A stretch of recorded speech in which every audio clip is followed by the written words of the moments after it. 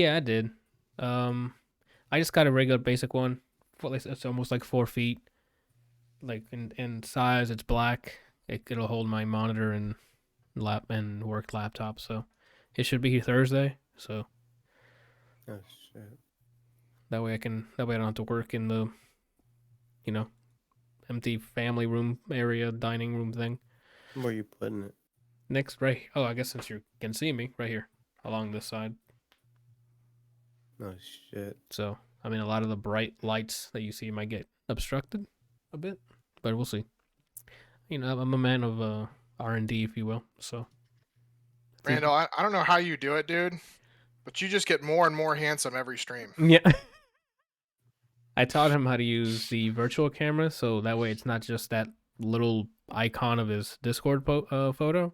Uh-huh. So he said now he's gonna work on like an idle animation of him in 2D. So by next time he'll be there virtually. So we'll get to see a virtual version of him staring at his phone? Yeah. That's Ooh, awesome. Yes, Randall, there you go. It better be an idle animation of you looking up at your phone. Or down at your phone. No.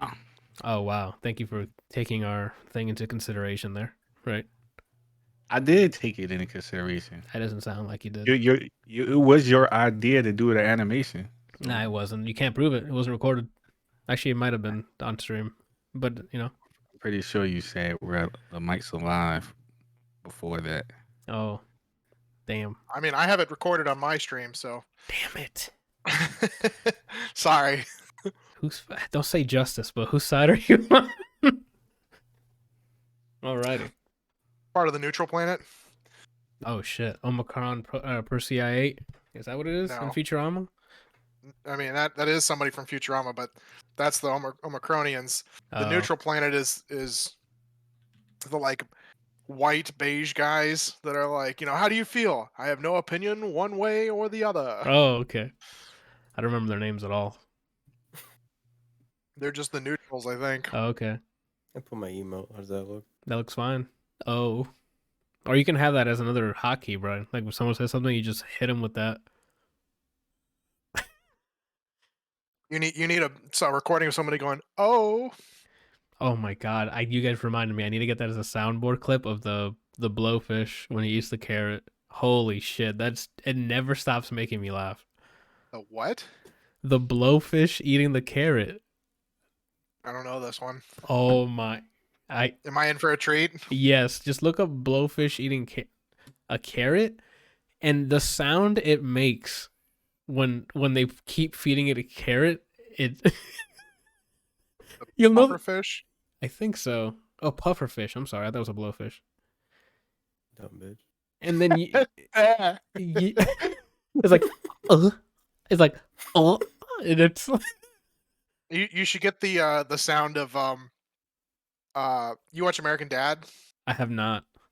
Okay, so there's this episode where Steve, the kid, is playing tennis with Maria is it Maria Sharapova? and he like every time he hits the ball back, he's like Adam made me take the audio from that and make it his ringtone. I wonder if he still has it as his ringtone. And Adam, if you're in the chat, I need you to confirm or deny it. I mean, if you don't want anyone to know. All right. All right. I'm gonna find you the clip and send it to you. It's fucking hilarious. Thank you. I do need to start. I need to work on that. I have like the bottom row of my Stream Deck empty, and I'm like, I should just fill it with sound bites, and I can definitely just use that. Oh, I'm all for it. Yeah. So this week, people, a little switcheroo. It was supposed to be scheduled for the movie of the year, but in the effort to give everyone enough time to catch up on the movies, we're doing games. Game of the year bracket fight. Or I guess game bracket fight, right? Because it's not really game of the year like in a traditional way. It's more like, hey, let's see who comes out on top here, right? I don't even know where Oh, it shouldn't take as long as last time. Like it took us a long time to get through one side because there were 64 songs, right? We are half that here. This is only 32 games. I mean, and once we get through the initial, I guess, what's up, Brian? You making a face? No, I'm scratching my armpit. Oh, okay. I feel like my jacket was pulling a hair. Okay. Once we get through like the initial, first round, we'd probably set as much as we need to for that game, and it'll just be a quick this or that.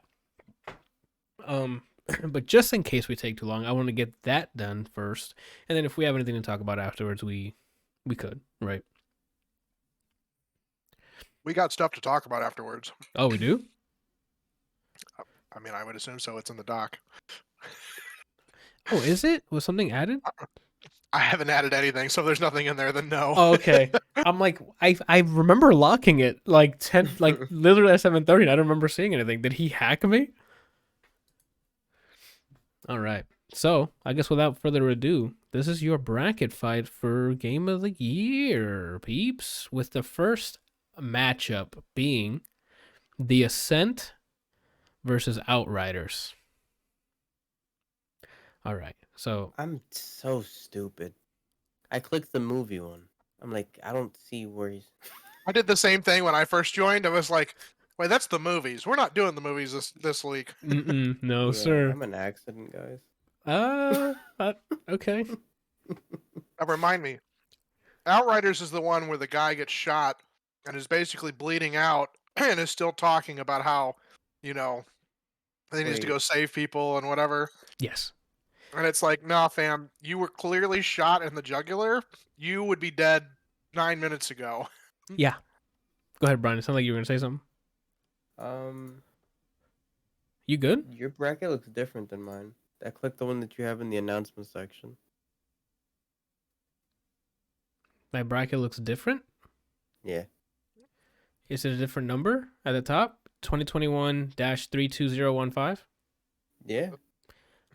Oh, so the Mine first looks the same. Yeah, so the first So your first game is what you have clicked on right now? Yes, the So my first is Back for Blood versus Knockout City. That's weird. I would go into I sent the link in Discord. Okay, there you go. I hit reset and it fixed itself. Okay. So yeah, Ascent and Outriders. Okay. I'm like, that's weird. That has to be a bracket fight thing because I don't remember making a second one, so that's weird. All right. So that's our first matchup, The Ascent versus Outriders. Now I ran credits on Outriders before this new revamp that came out. That's called New Horizons or whatever. I played base. It is a cover looter shooter, if you will, with the characters having abilities, different builds. Cover. And I say that because the AI doesn't give a shit about cover in a way that they're fully aware that they outnumber you and they just push forward. So then you have to get out of cover. But when you get out of cover, you're going up against aimbotters, right? Anywho, the looter part of it is rewarding, like, especially when you get like a legendary, you can hold on to one. You guys, I mean, we all played our looter shooters, right? The funny thing is, this is basically it's I don't want to say Borderlands level of loot because it's not, but it is rewarding. Like, and it does things that I wish Borderlands did with loot. Like, you can keep a gun you really like and then just invest in the gun that you want and upgrade it and keep it with you instead of, oh, this one's a higher level, so I got to swap out. Like, hope that you get another legendary of that level instead of investing in it. Which is like, I'll never take that away from the Outriders. That I like, and I hope the future Borderlands games do that. Like, if you like tear down the weapons you have, make it its own currency, and then make your make your guns better or level it up, or like fast forward it to whatever level you are or whatever. I wish they did that. I didn't play co-op, so I don't know how that experience is. Maybe it is more fun with people, which I would imagine it adds some level of fun, but it was a meh experience with some very frustrating like fighting encounters. Watching you play and hearing the reviews and things, it just I don't know how you got the credits. Like, I'm gonna be honest. It's because one of those things where I saw how long it takes to just beat the game, and I'm like, oh, this doesn't take long at all, because there's a lot of side missions and stuff, and I didn't do many of those due to like the moment gameplay wasn't that like I'm just gonna get this done and over with. Flip side, unless you guys didn't have anything else to say about the Outriders. I've only seen very little of you playing it, so I don't know. That's fair. Randall, I heard it was your game of the year, so I looked at some gameplay. I like the over the shoulder view. yeah, But the third person, like, yeah, Years. yeah, but it doesn't. I don't know. I don't know much about the game, and it doesn't really strike me as something unique. But again, I don't really know much about the game itself. Oh, and I guess as a word for you specifically, Randall, because you like your story in games, I could not tell you what the hell this game was about. Besides, there's a storm that gives you powers. That's what was memorable. I'm like, oh, this guy should be dead. And then he's in the middle of the storm, gets shocked by some sort of lightning or something, and gets powers. And then there's a war that you're. Who knows? It wasn't like, Crap. you know. What's Sorry, up? I'm clicking stuff on. I accidentally clicked stuff on the bracket, and I kind of set a winner in the bottom right. I hope you can undo that. Yeah, you can just hit reset at the bottom right, and it should reset it. Yeah. Reset. Oh, thank God. Because I was trying to I was hoping that I could like click on it and like have it blow up the game matchup so that I could see what the two games were. And it was like, no, this is the winner. I'm like, no, fuck. If you for some reason lose the context of that modal window at the bottom, just click use matchup mode, and then it'll come up with the next thing you have to do. Okay. That's happened to me before. I'm like, how the fuck do I do this? And I accidentally clicked away or I hit something. I'm like, I'm not gonna zoom into each bracket. Yeah. Like you would think that like, you know, you would be able to click on it and have it just pull up the matchup mode and be like, oh, okay, so I could check between these two, and then like you go, oh, okay, let me check between these two, because like you can't fucking see anything on here, No. you know, unless you know what it is just by looking at the picture. You can't read half the shit. Yeah. Yeah. So the other side is The Ascent, a top-down Diablo-esque shooter, twin stick shooter. I guess would be the description, set in a cyberpunk world. That's pretty much it. I think 4-player co-op. We were attempting to do that before I straight up deleted my character. So this review will be prior to me shitting myself. It is the thing that I wanted it to do better was the loot system, because there's not many variety in the guns. You just get a bunch of duplicates and you would just sell it, but it's not like useless. Like you would sell it, get currency, and then you would just upgrade your gun if you were to get duplicates. And if you don't want your weapon, you can sell it and just rebuy it later. The builds you make, it doesn't seem to. Besides the world, I guess, which looked great and it felt like a living world, the gameplay itself just felt autopilot and not the good way. Like I would be killing stuff and going through and killing the same type of enemy. The enemies weren't that much different. It was just people with guns, maybe 1 or 2 melee people. And then the bosses were creative because they have patterns and stuff, and the bosses were really fun to do up until the point I got to. But if it's like a humanoid character, you've done it before with all the actual like regular grunts that are in, the regular like grunts and minions that are running around in the world. And that was it. I was hoping more like I was hoping like it was like a Diablo-esque, but just cyberpunk paint over it. But the loot system wasn't there like satisfying when something dropped, because it was either health, the same gun you had, or currency, and the currency didn't really do much. You do have like some powers that you can use, but again, none of it is None of it's like hugely impactful. It like doesn't feel good. Like if you're playing like Diablo 3 or 2 or something, and you hit like you're playing a melee build, and you have one like lunges forward, hits the ground in AOE, that still feels good, right? Like you're like just slaughtering a group of people. Where here it's not, unless you had like a grenade launcher and you can explode a bunch of people, or I don't know. It wasn't bad. It's just it wasn't great, right? And that's kind of where I'm at. But if I had to put these two against each other, I would, again, I can autopilot the Ascent. The Outriders is too frustrating to autopilot for me.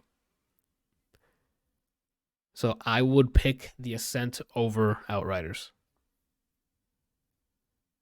I don't know where you guys are feeling after those two descriptions there. Are I we- mean, are I'm a we little doing an order. Or... Yeah, since I started first, I mean, then Kelsey, and then the same thing as last time. That way we can keep it, All right, Brian, it's your turn then. I didn't play Outriders. I saw a bit of it, and it just looked like something to play. Like that, it's on Game Pass now. So if you're ever just bored and wanted something to play, it looks like that might be something to try. These, It looked forgettable to me. speaking of what you mentioned, both of these are on Game Pass.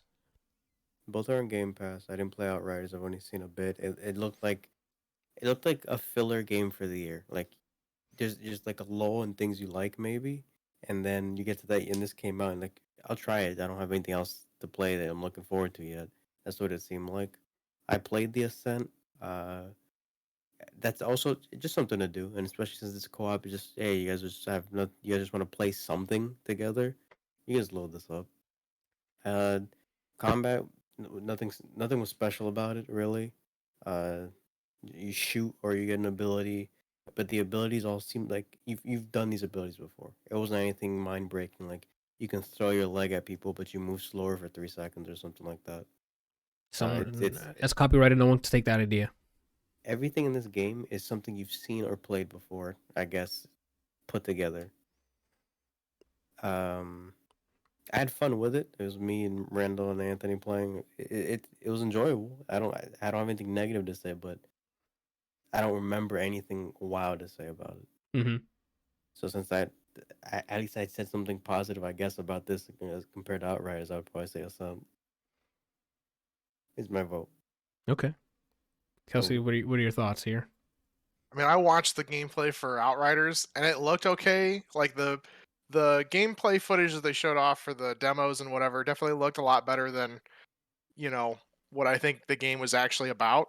And I watched you guys play, and it didn't hit with me.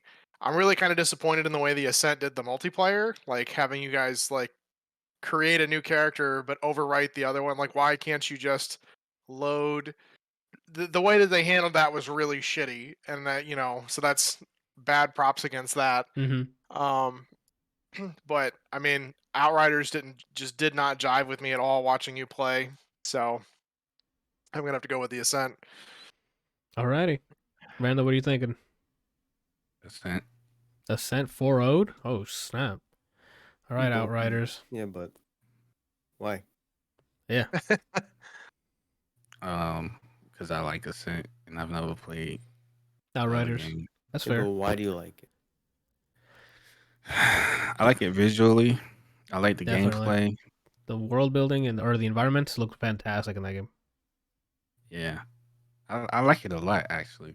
Like not just it wasn't just a good time for me. Granted, like I said before, and like this is gonna sound cheesy, but whenever I play with you guys, it always makes the experience that much better.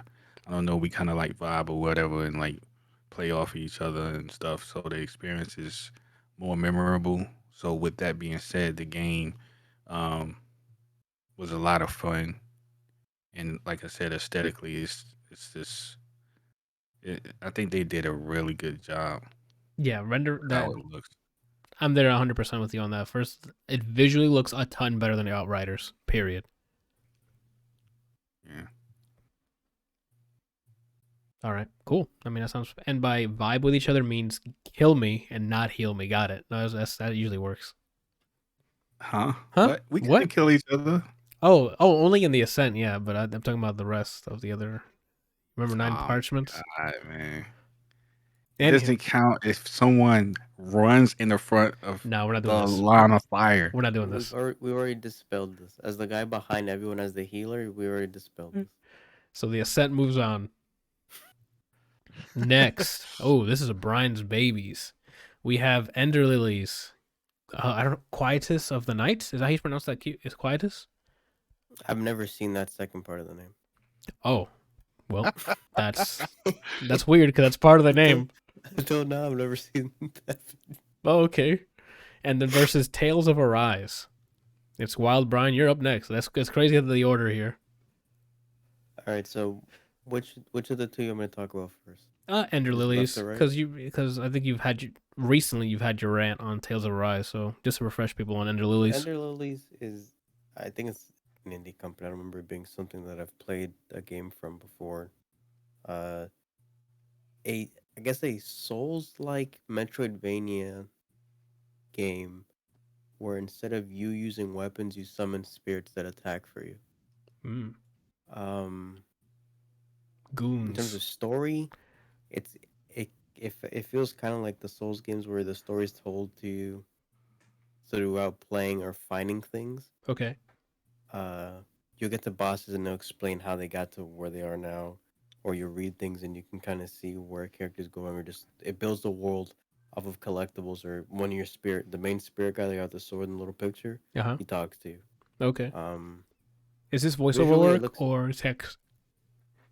I think it was just text. Okay. And maybe sounds. I don't think he spoke for real words. Yeah, the story, I don't remember too much of it besides you're an insert thing here that's important to the insert thing because insert thing. Okay. And then you're trying to stop insert calamity because you're the insert thing. Is what I remember Chaos. the story being. Visually, it looks just like that picture. That's the art style. It's like It looks like it's just an kinda in-game like screenshot.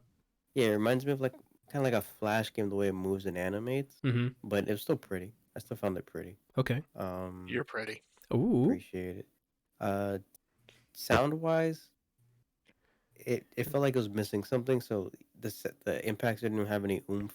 The soundtracks, it was cool. It's a very But it chill always felt like soundtrack. I like I always that. feel like they're missing an instrument or just missing impact. Okay. It kind of felt like idle music, but it was still enjoyable. Gameplay, I wish it was a little quicker, but like I said, it's a Souls-like Metroidvania game. That being said, I still enjoyed the combat.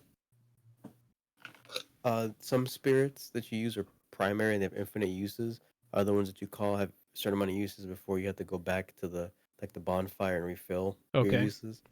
Or I think if you found a red flower that you'd slap, it would give you some of your uses back, I think. Same thing with the healing. It has like flasks or like the healing ability. You have a certain amount unless you find white flowers. All right. And then when you beat bosses, you'd get their spirit, and then they would give you some kind of outside of a fight traversal thing to do, which is the Metroidvania part, and then you can revisit things. Overall, I liked it. I accidentally beat the game. There's multiple endings, and I accidentally move forward, and then things happen. I'm like, okay, well, I guess since I beat it, I'll go through the rest of my backlog. Uh-huh. If there ever is like a downtime, and I'm feeling some Metroidvania kind of game, I can see myself revisiting it. Okay. And And I liked it. And then Tales of Arise. Yep. Not too. I love the change in inflection of his voice. Is like, so this game is great, and so Tales of Arise. Yeah. Let's get this shit over with. I had never played a Tales game before. This is my first Tales game. I'll start with the positive. This game's gorgeous. Okay. Cool art The style. intro changes once you get to like a time skip in the game. The first intro, the worst song I've heard in quite a bit. I'd rather hear the Blue Dragon one, "This is the Beacon," than hear that intro. Oh, that's And what pisses bad me off then. is when you're in the game and you hit exit game, you know how they usually take you to the menu. When you're going back to the menu, it plays that intro again. Oh wow. But then so that's ass. But then you get to the second, like the time skip, Yeah. whole another story. The intro, it looks prettier to me, and the song is like tolerable. It actually slaps. Oh, okay, just yeah, so- tolerable. Okay. The music and stuff, good. Visually, gorgeous game. The English voice acting is like with most dub, I guess anime, where it's kind of like half-assed, or they're like, "Yo, how could you frisbee?" Like it just sounds really cheesy. How could you? Uh, I didn't listen to the Japanese voice that I can remember, so I don't know if I like that or not. That's fair. Is there any other pluses? The game started the combat when I started the game. I was like already saying, "Yo, this if they Slaps. added more tactical options to do things and control your group, Uh-huh. this might I said this could be the best action RPG gameplay I've ever felt Uh-huh. at the beginning of the game. Let me stress that. Yeah. A lot of characters look cool. There's only one character I absolutely despise because he looked like an idiot and sounded like an idiot. So you can customize your characters. I made him look even more stupid out of like entertainment wise, but a lot of the characters were cool. Okay. Is there anything else? The monsters look cool to an extent. I mean, as you keep playing in the game, they just give you different shades of that and say it's harder. Oh, I see. The Destiny, when they like just made them like a shadow version of them, and then Yeah. I never minded grinding in that game. it wasn't like frustrating or boring. It wasn't frustrating or boring, just grinding. But enemies after a certain point, once it flipped, I'm like, on second thought, I hate this fucking combat. Mm-hmm. That's It became when I mature. started to get tired of it. Yeah, to the point where I'm like, I was only like 9 levels away from being the same level as the last boss in the game, and I was like, I can't do this. Oh, okay. I don't know if there's any other pluses. All right. The negatives, after a certain point, the enemies just decide, I want to play again, and they just They just disregard the game rules and like, no, you're getting hit. they can say I can play again and just slap you. The only reason this is an issue, and I find it to be a really stupid design choice, is you can't, when you commit to a button like a slash, you can't in the middle of a swing of it or like right after it hits cancel it into a dodge. So if you press a button, they're like, on second thought, I want to see what it's like to hit someone. Uh-huh. You're fucked. You just in there gonna take it because there's no escape. Yeah, there's no escape. If your character's multiple hitting character, you have to sit there the entire time while that's, and then they're like, I haven't done this in a while, and then you have to get picked up. So it's best to play characters that are like single strong shots. Like playing, yeah. It seems like your best bet's playing the mage who does absurd damage, Uh-huh. and she's further back. So why does that always seem to be the case with RPGs? Like mage is, you have the distance and you have the damage. Like there's no, you're fucked if you're melee after a while until there's melee characters that are solid. It's just that, oh, okay. like I said, if you don't have room to be like, oh, he's gonna swing dodge, it felt like they just do whatever they want. Okay. And that was essentially my biggest issue with the story was, if you've seen an anime, you can guess the story beats. It's funny how you said an anime. Like it could be fucking Any Trigun, Sailor Moon. You've seen Trigun, Sailor Moon, Initial D, that one basketball one. Mm-hmm. I'm willing to put money Japan that hoops. someone can guess this story. Okay. How much chaos is in it? They don't really say chaos, but there's the character who's blatantly racist. Like Frieza racist? The whole story is essentially, there's this planet of people, boom, whatever, they're named this, and there's an alien people who just come in and just murder and enslave everyone for 300 years, and then where your character's story starts, you're essentially ignite a rebellion. Okay. There's a character, the mage I was talking about, she finds any reason to be racist, even though there's people in your party that are from that race that enslave them, but clearly by what they're doing in the game, they're not the same. Anytime they're like, oh, I don't know how I feel about this, then she'll be like, yeah, you wouldn't. And then does everything but just say a slur. She's that's how close it was. At that point, that's her one note. And I'm assuming if I beat the game, she'd be like, you know what? I guess they're not all bad. Like she would have had that obvious arc ending. Yeah, that obvious. Everyone was so one note. It's like the beginning of Runaway. Oh. Bing. Yeah. Bing. For those who didn't know, it's Yeah. Kanye West's Runaway. To sum this up, so I don't spend 3 hours on one I was about side to say, of we got to this. move it on here. Ender Lilies is more of an enjoyable time. Tales of Arise started off good, but then it feels like they just said, "Well, what do we do to keep people like? What do we do at high level? Disrespect the player." And that's just how I felt how the game played. I root for Ender Lilies. Okay. Randall? I'm sorry, it's Kelsey.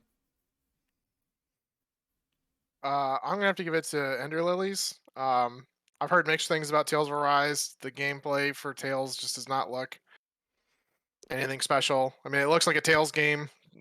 Have heard kind of mixed things about the story. But I really enjoyed watching Bryant play Ender Lilies. Okay. That's all right, Randall. What you got? I'm going with Linder Illies. Lender Illies. All right, is that a substitution? Jutsu? His thing's going off, but I don't know that he's actually unmuted. Yes, yeah, we just heard him. Hello? He can't hear me. Yeah, I don't know. I don't know if that's a bit or. Can you hear him at all, Kelsey? Say that. I apparently turned my volume all the way down. Like I was talking, and then I'm like, I see everybody's thing going off, and then like I heard something, and then I was like, wait a minute, what the fuck is going on? This kid's So I reached lit. over and was like, it turned and pushed the thing all the way up, and you guys started talking. I was like, oh. I thought he was fucking with us. I'm like, I heard him clear as day. No, I apparently like pulled on my thing and just was like, there goes the volume. Oh, okay. I was about to say, what's happening? He voted for Ender Lilies. I will also be voting for Ender Lilies because I like me a Metroidvania. So I'm not really Yeah, huge I on was gonna say, RPGs. Go ahead, bro. There's Metroidvania bias on my end as well. Should go in just letting the millions of viewers know. Yeah. There's bias going in. Yeah, same. Okay, that's fine. So 4-0 Ender Lilies. 40 them. Next up, we have Diablo. Yeah. Next up, we have Cyber Shadow versus Metroid Dread. Easy win. Oh, well, I mean, you're up. So I know. So I've seen the gameplay for Cyber Shadow. I think I watched you play it for a little while. yeah, And it looks fantastic. But I can't turn my back on Metroid, especially with it going back to the classic style from like the Game Boy and the the nostalgia and everything. So I'm gonna have to give it up to Metroid. Brian. Oh, I'm sorry. Yeah, Randall. it's Randall. Yeah, it's because the order's weird on my preview screen for the stream, so it shows You want to Kelsey just go after by me. your preview stream? On my stream, it's me, Kelsey, Brian, and then Randall. So then, Yeah. So after we do this, Randall we'll goes, we'll just switch it and then. Go ahead, Randall. What are your thoughts here? I'm going with Metroid. Okay, why? Why? Because it's Metroid. Wow, Why? riveting, right? Like that. I mean, I can't give that much in depth of an answer because I haven't played either of these games. Okay, but So then explain. It's Metroid. You can say more about a series that you apparently like. yeah, like what about Metroid do you like? Previous Metroids before, so I Okay. like Metroid. Okay, what do you like about Metroid games? Well, I'm a huge fan of side-scrolling games for one. Ooh, okay. I just love the character. I love the weapons, the options that you have. I love like how it's not just about shooting things. You also explore and you learn things about your environment. I'm not sure if Dread does the same thing, but I think that's a cool element that they have in the game. Okay. I mean that's me putting it simply. That's fine. That's a why, Randall. See, like that's easy, Mhm. right? Why do you like Metroid? It's Metroid. Cyber Shadow is a side scroller as well. Yeah. I think Randall would actually like Cyber Shadow a lot. Not that it's It looks really cool. I kept meaning to try it. I think I have it in my somewhere. Like I don't remember if it's on Game Pass or if I bought it because you had mentioned it and it looked really awesome. I think I don't want to misspeak. I think it's on Game Pass, but I'm not entirely sure. Like Ninja Gaiden, the old one. Yeah. Yeah, it pretty much Well, I think I'll get to I it. think this is the one that he was like, I can't betray Ryu. Yeah. I think this is what he was talking about with that. All right. It So doesn't look like it's on. it's not on Game Pass. No, because it doesn't even find it. Oh wait, no, there it is. It is on Game Pass. It's mine. It's installed. Oh, there you I go. don't know why it didn't show up the first time. That's weird. Okay, so that's 2-0 Metroid. My go here. This is actually a lot tougher for me because it's usually easy Metroid. But Cyber Shadow, besides the final boss, was an awesome fucking time. I'm not a huge fan of like the multi-stage bosses that you die and you have to do the whole level plus the boss again kind of thing. It's like, ugh, that's kind of frustrating, especially if it's like super difficult. But for myself, because I play games on easy, people, like, right? Like I don't. That's how I play. This game doesn't give you the difficulty. It's just pure old back SNES arcade game design. If you can make it, good for you. If not, you can go play Mario, right? So for Cyber Shadow, side scrolling, very Ninja Gaiden-esque, but there's more tech involved. Like you start getting like tech upgrades. You can do different little power ups, attacks. There's like a dash. It's just a very responsive game. Very similar to like the Messenger from like 2 years ago. There's not much exploring like in Messenger, because Messenger kind of opens up near the end and becomes Metroidvania, where this is still just like a linear. Get to the final stage of the boss and fight each boss is on the way. Super fun, rewarding combat. And then there's Metroid Dread, which is classic. Again, as you guys mentioned already, side-scrolling Metroid, but obviously revamped with 3D assets. More modern rendering techniques, things like that. So, Cyber Shadow's losing this, but I want to put in the good word because it's definitely a must play. Cyber Shadow's really fun, but I'm going with Metroid Dread. And Brian, I think the last one here. Cyber Shadow looked cool. I watched you play. I think like the last third of the game on stream. Oh, I'm sorry, you had to see me salty. I mean that last. Stop with multi-stage fucking boss battles. Both of these games have that shit. Stop. No one's like, oh, no, just stop. Is the moral of the story? Is my opinion. I saw you play a bit of this. It looks cool. It's something that after I watched you play, I'm like, okay, I get it. It didn't make me want to play the game. You didn't want to try your hand at it afterwards. Yeah, I'm like, oh, okay, that's cool. You didn't want something else. You didn't want to try what is it?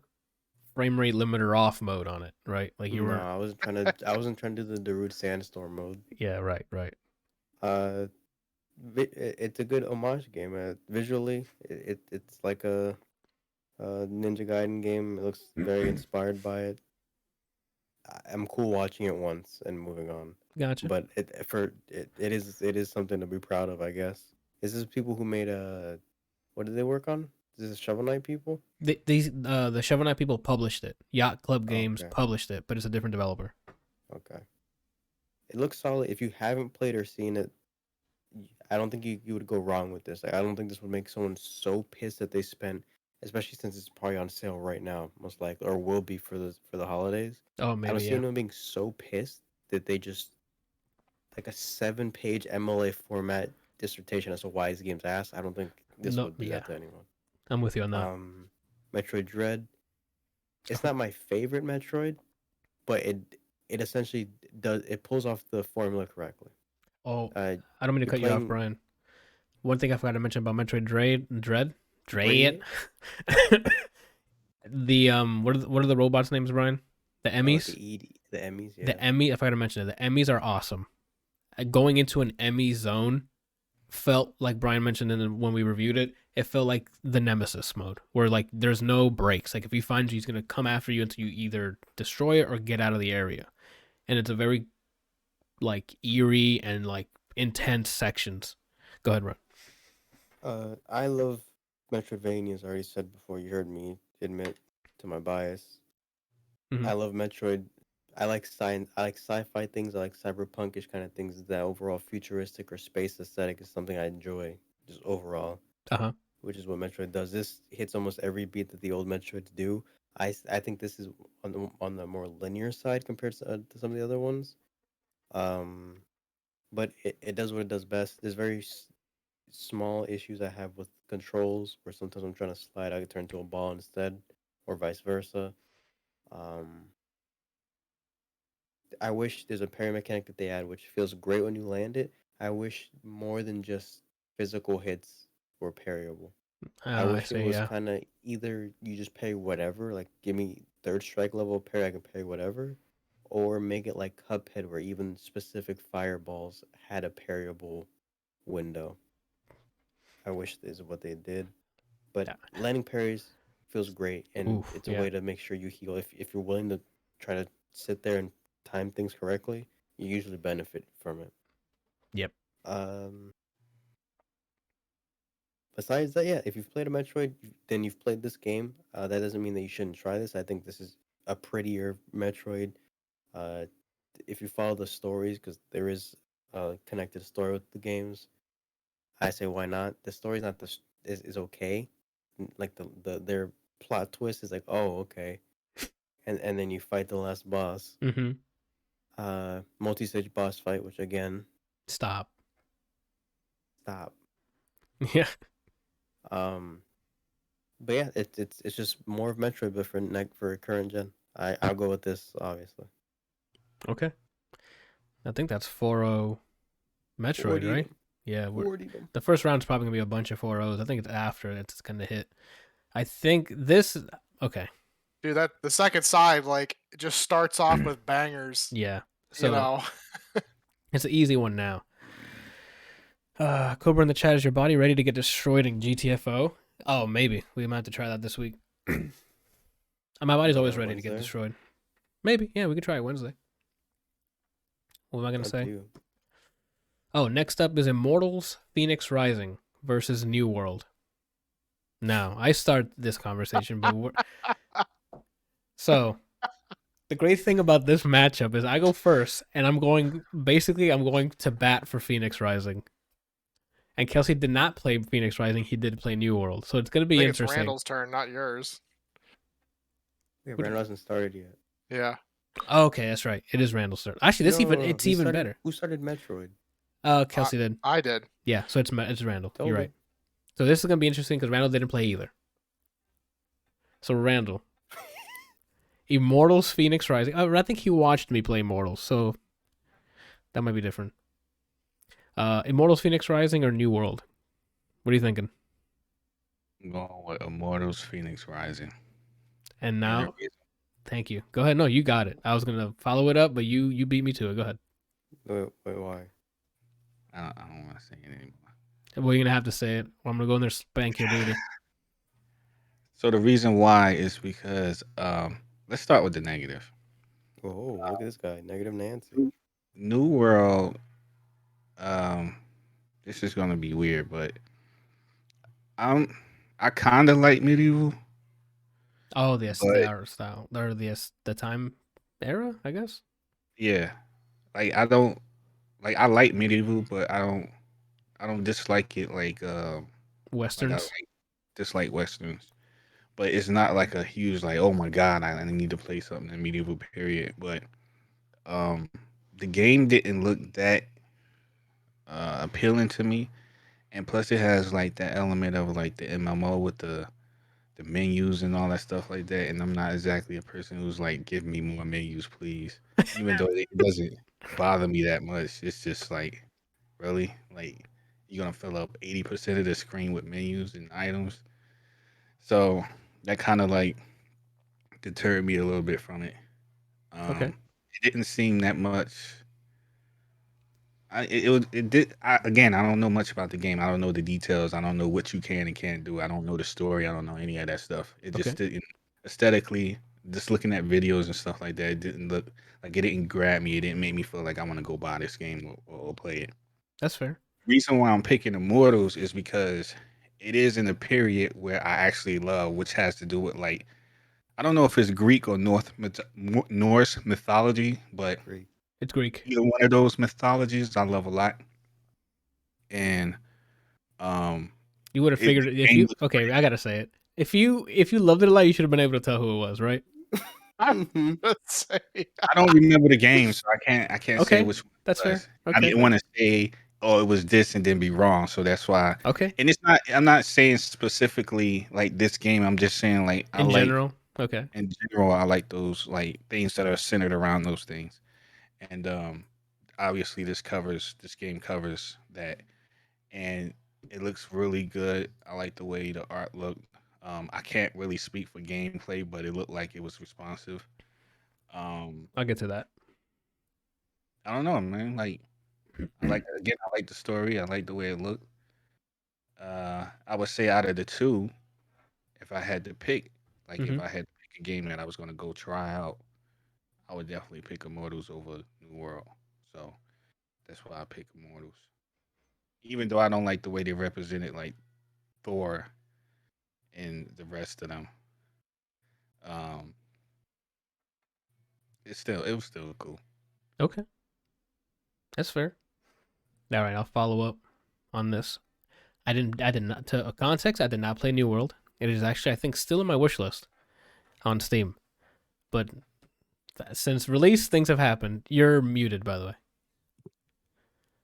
I'm not. It just apparently didn't go through. Oh, okay. I whispered, "Take it off." Yeah, that's what I figured. After launch, it had a really good, response to people. People were playing a lot of it, and then as months went by, they were like, "Not it, Jack." No, it was bad from Oh, the it get was. go. Oh, okay. Like sitting in queues for hours and out, like literally, like they only allow 2,000 people per server, and you're having people just crowd the servers.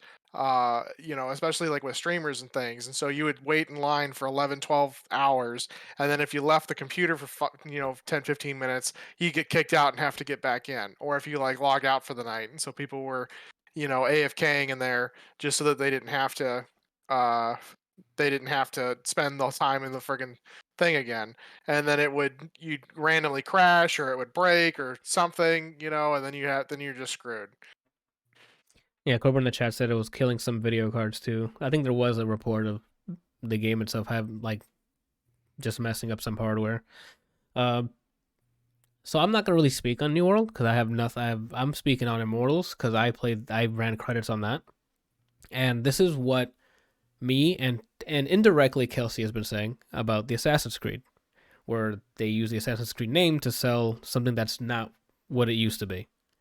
This is what we wanted. They took the engine that they had that's not Assassin's Creed anymore and made a new IP with not new characters, obviously, because they're new Greek mythology, and they made their own Breath of the Wild-ish Assassin's Creed game with abilities, very similar combat. Like you playing this, it's from the Assassin's Creed engine that you see today in Valhalla and Odyssey. It's the same thing, except they painted it with Greek mythology, and they had their own little story and its own thing. This is what we need to be doing, not just jumping between like real life Valhalla, real life Egypt, real life whatever, and then saying it's Assassin's Creed. It's like it's not. It's really not. It's just fun open world experiences, and this does not disappoint. A bunch of just like in Breath of the Wild, I'm gonna be comparing it to a lot to it because it took a lot from that game. Weapons are not you don't find them in the world. You either unlock them, or I guess you can pick up stuff in the open world and attack. Like if an enemy has an axe or something, you can pick it up and attack him with it. But you have your dual blades and then special abilities like a hammer and stuff, and you're able to fly with different gods. The different gods' equipment. I don't want to spoil who gives you what. To be a new god. Anywho, where do I go from there? A ton of little caverns, caves, and stuff that lead you to a puzzle room, like a puzzle area that you need to figure out how to get to the end, and you'll either unlock extra shit that's hidden inside those dungeons. I guess dungeons we'll call them. That'll give you more aesthetic clothes you can use to unlock more abilities. There's transmog that you can use, so you can wear whatever you want and still gain the benefits of whatever you're wearing, in terms of stats and things like that, and make builds, I guess. Each time you finish a dungeon, you get like some sort of Zeus lightning that you can use to level up. There's crafting for potion buffs, or not potion, but potions for buffs, health, was it shield? The stamina. Health, stamina, attack, defense, things like that you can craft on the fly and use in the middle of combat. Was there trees? I don't know if there was trees. Like yeah, there's a bunch of bush. Yeah, there's bushes and trees, but I don't know if there was skill trees. Like there was like an unlock tree that was mostly linear depending on the ability itself. Like the AoE ability, the super jump ability that you can use to like OTG people and continue to do combos, which I guess leads me into combat. Combat's super rewarding. If you want to be the arrow dude from far away, you can build towards that. If you want to be the combo dude, you can definitely do that. You can combo in this game, especially when you start fighting enemies who are like tankier and are bigger. You can start like in the air, hit them a bunch, bring them back down, OTG up again. Like combat's super fun. The story itself was fine. Like it wasn't like offensive in any way. Like not offensive, but like it wasn't like, oh my god, boring. The performances of all the characters and the gods you see were awesome, to the point where you were okay watching the cutscenes. And I mean, the plot itself was Phoenix gets stranded on this island looking for her brother, and then after a certain point, the plot points kind of, you can kind of guess what's happening, but characters will perform, the voice actors and stuff performed fantastically. Dialogue was fun, and a lot of like funny puns and stuff between the characters, which was all great. Very vibrant world, which I like, because everything's always usually open world. Let's make it, not as vibrant as this. It's always like that color filtered over it or something to give it the mood. Or this, they didn't shy away from just making the world itself, and then just use the day-night cycle to, set the mood for whatever action you're doing. Bosses were pretty fun, and some of them were actually like unique in terms of patterns, but some of them were just like, just beat the shit out of them until they die, kind of thing. And yeah, this was this was a really fun experience. I didn't get to play any of the DLC yet, but every DLC that's come out is actually like a different type of game style. Like one of them is like a top-down perspective type of expansion, while another one is you playing as like a different mythology entirely. I think it's like I don't know if it's the Chinese mythology or I don't remember where it's from. And each of them you do different things, and it's designed differently. Like gameplay is designed differently. It was fun to explore in this. I don't know. It's an easy Immortals Phoenix Rising for me on this. This is what I wanted them to do with that Assassin's Creed engine. I hope they continue to do that and just explore. I think who's up at this? Kelsey, right? Or Brian? We can just do it based on if you're following your share, we can just do that. All right, then let's do Kelsey then. Hit me up with your thoughts here. I know you sank a lot of hours into New World. I sank a lot of time into New World. The only thing that I really have to say that's good about New World was the like, if you liked like RuneScape style gathering materials, that kind of stuff, it was great, because like there was a ton of stuff that you could do, crafting and everything else, but that's kind of where the goodness ends. Like the traveling system sucks. The quest system is absolutely garbage. The servers were shit to start, and they finally kind of calmed down, but there's no like in between with a lot of the stuff. It either is or it isn't. And the quest system was just fucking awful. Okay. And then they've had nothing but problems with the game itself, where they've had to like cut out all sorts of trading and everything, and it's just it's not fun. I enjoyed it for what it was like when I was playing, and I really wanted to do a lot of the end game stuff, but couldn't find anybody to do it, and there was nobody in my clan that was, like there was a couple of people that were high enough, but you couldn't do any of the end game stuff without crafting keys, and to craft the keys you had to spend hours or days trying to like, get the stuff to do the key to craft them. So this is an easy win for Immortal Phoenix Rising. Like I didn't play it. I watched you play it some. The gameplay online looked really cool. It's in my backlog of things to play, but I cannot, in good consciousness, give New World any credit whatsoever. Alrighty. Game of the year. So game of the year, yeah. All right, Brian, what you thinking?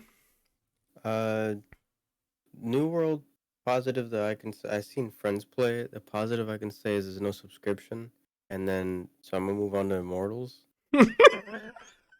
Uh, Say that again. I'm sorry. Like you cut out for me, and he's laughing, and I clearly missed something. I said I'm gonna start with the positives for New World and saying that there's no subscription, and now I'm gonna move on to Immortals. So I don't like the art style of Immortals at all. Oh, okay. But the gameplay looked really fun. The story was seemed like just like silly, not kiddie, but just lighthearted reimagining of Greek mythology. Yes. That's It kind of seemed what they like went for there. It seemed like something to do. It seemed like a jolly good time. I just didn't like how it looked. That's fair. So I'm gonna go with Immortals. Oh, 4-0 Immortals. All right. Yo, we're going through this, huh? Ooh. Oof. Oof. Kelsey, you're up. Melty Blood. What's it called underneath, Brian? The Type Lumina. Type- Code or Type Lumina? type or code Melty Lumina? Blood. Type Lumina. I did not play Melty Blood. And the other one's Back for Blood. Go ahead. Yeah, so Back for Blood looks really cool. Like I'm, super excited to actually play it at some point. It looks like Melty Blood's a fighting game. Yes, it Mhm. is. Melty Blood looks really awesome. Like looking at some of the demos and things. Some of the skills look awesome. It looks pretty slick. Just judging off of, I'm gonna have to just give it to Back for Blood. I like the Left 4 Dead scene, especially with getting partners and things to go through stuff. Like very similar to like Gunfire Reborn, where it's you and the guys with you, and you're just trying to fuck shit up and make it out alive. Like, Yep. Brian, you're up. I played both. I'm gonna start Back for Blood. I enjoyed Left 4 Dead. The only issue really I had with Left 4 Dead is after a while you've played the game enough times that you don't need to play it anymore. Okay. With this feels like we haven't had a Left 4 Dead game in a while. Let's make Left 4 Dead and then add something new to it. That's essentially what I feel like the premise of this is. The game's fun to a point. I think playing with people masks how poorly designed this game actually is. In terms of It's cool difficulty, that you can- especially. Cool that they made characters they actually play different or have different passives and things like that. I like that. The only thing I don't like about that is like the other side of the coin is you're gonna see people playing specific ones because they're good, whereas at least in Left 4 Dead it was just something cosmetic. Uh-huh. We'll get to the cosmetics of Back for Blood, and what I feel like this game essentially is they added things to say that they have them in game. So they added customization, but it's so acid. They added to say you can customize. Everything that Left 4 Dead doesn't have and this has feels like they only put it in so that they can say on a sentence on the back of the box. So- What are you gonna ask? Oh, no. I was just going to continue what you mentioned. It's basically like a checkbox. What doesn't it have? We added it to an extent. Basically, the card system, the deck thing, I think is cool. Honestly, I wish it was just more roguelike. Because I mean, it gives it to you in a certain order, and a lot of those things, I wanted something to spice it up a little more. 'Cause you Mhm. can build your decks, and I guess I don't know how to explain. I wish there was more random to it, like a card game. Why name it decks if it comes out the exact same way every time? It's a good point. Yeah, I don't. To sum it up, it's cool with friends, but the game itself is it's hidden by how much fun you can have with other people. The game itself, very, very mediocre. It feels like a lot of things weren't thought out, like throwing 19 special enemies at a time, whereas Left 4 Dead's what they call it, director engine. Is that what Yeah. they called it? Something like that. I It- think it was it called the feels- director. it felt way more fleshed out, way more methodical, and it felt more like you were playing an episode or like a horror movie, because you wouldn't have nine. It makes special enemies like you're numb to it now. Yeah. Whereas in Left 4 Dead, if you hear crying, like, everybody turn your fucking flashlight off. Yeah. Don't walk to that witch. Yeah. And then an idiot shoots the witch, and then they're dead. Each special enemy, I guess, instilled fear, or like if it wasn't just another body to shoot at. Mm-hmm. With this, they have similar like functions, because there wasn't the same character, but they threw so many at you. It was just like, oh yeah, there's a masturbator, right? Okay, and it just felt like they were autopiloted into however you were gonna play, regardless. If that makes sense. Melty Blood, I did not play any of the previous games. This was my first time playing any of the games in the series. I've watched it. It's, with the exception of how Guilty Gear's been looking visually, which is gorgeous. This is looks and plays like an anime. Um, What do you mean it plays like an anime? so I say that because I don't know if the other ones had it or if it's just this one. It has a mechanic, like a whole shield button, not like a. It's not Not like back. Smash. It's essentially a parry, right? Within this system, if you, let's say you press it and you block someone's thing, the game essentially becomes rock paper scissors, and you can either strike back at them, and then they can parry that. If they think you're gonna try to slap them back, they can do it, and now you have to guess them. Oh, okay. They can do an attack that teleports them behind you, and then if you activate the shield too early, you're gonna be facing, you're fucked, right? Okay. Then you can do a move that just like invulns through them, and you just get the fuck out of there. Um, I don't remember how you punish that, but that's also something they could lose. Or you can block, you can parry, and press no button and bait them to parry. So Okay. these interactions, essentially, they let you play regardless. So if you're a zone, you do it with projectiles. If you're full screen, I throw a fireball at you, you parry it. You can either just sit there and just take whatever meter you built by doing that, or you can start the rock paper scissors and come up on me. So it sounds like So you're playing a JoJo episode. honestly, yeah. The longer this chain goes, the more like nervous you are, and then in your head you're Super Saiyan and you're trying to save the planet, but Cell's laughing at you, and then you're just going off. Okay. Even without that feature, I don't know. It's very responsive. It's very simple to learn. At least gameplay wise, there's a but what they do is the game like the fighting is very simple, but the depth comes within the multiple subsystems in the game, like different meters and the way things work. So the characters are fairly simple, and then that's how they add complexity to it. Okay. Game's gorgeous. The soundtrack's great. Uh, I don't really know the story, but I know there's a visual novel with this too. It has rollback netcode, and it feels great. I think that's to sum it up. It's my first entry in their series, and I'm glad that I actually spent the money to play this, because this game's really good. I'm sad that I haven't put too much time into it as Mm-hmm. much as other fighting games, but it was very refreshing to see something so fleshed out and so like carefully crafted, I guess, as opposed to something like Back for Blood. So I don't. It's probably not gonna win, but my vote is Melty Blood. Okay. Randall, you're up. If you're still there, hello? Did he message us and like leave somewhere, or I can Ah, hear you you didn't this hear me? time. no? Go There for we it. go. Mm. um, I might have to go with Back for Blood, Okay. only because I've played it. Melty Blood looks good. Um, again, I don't know much about it. I had a lot of fun. It's kind of the same thing that I said about Ascent. Ascent. Mm-hmm. Yeah, the experience playing with you guys, that was fun. Um, I could agree with Brian when he was saying like they throw so much at you, like the enemies don't have enough time to be like unique and give you like different feelings when they show up, because it's just like constantly let's just regurgitate enemies at you nonstop. So yeah, that's my choice. Is Back for Blood. Okay. For my end, I did not play Melty Blood, and I did play Back 4 Blood. It was also a Game Pass game, so I didn't pay a single dime for it. Now, because of Back 4 Blood's faults that I personally have with it, I cannot recommend it. Not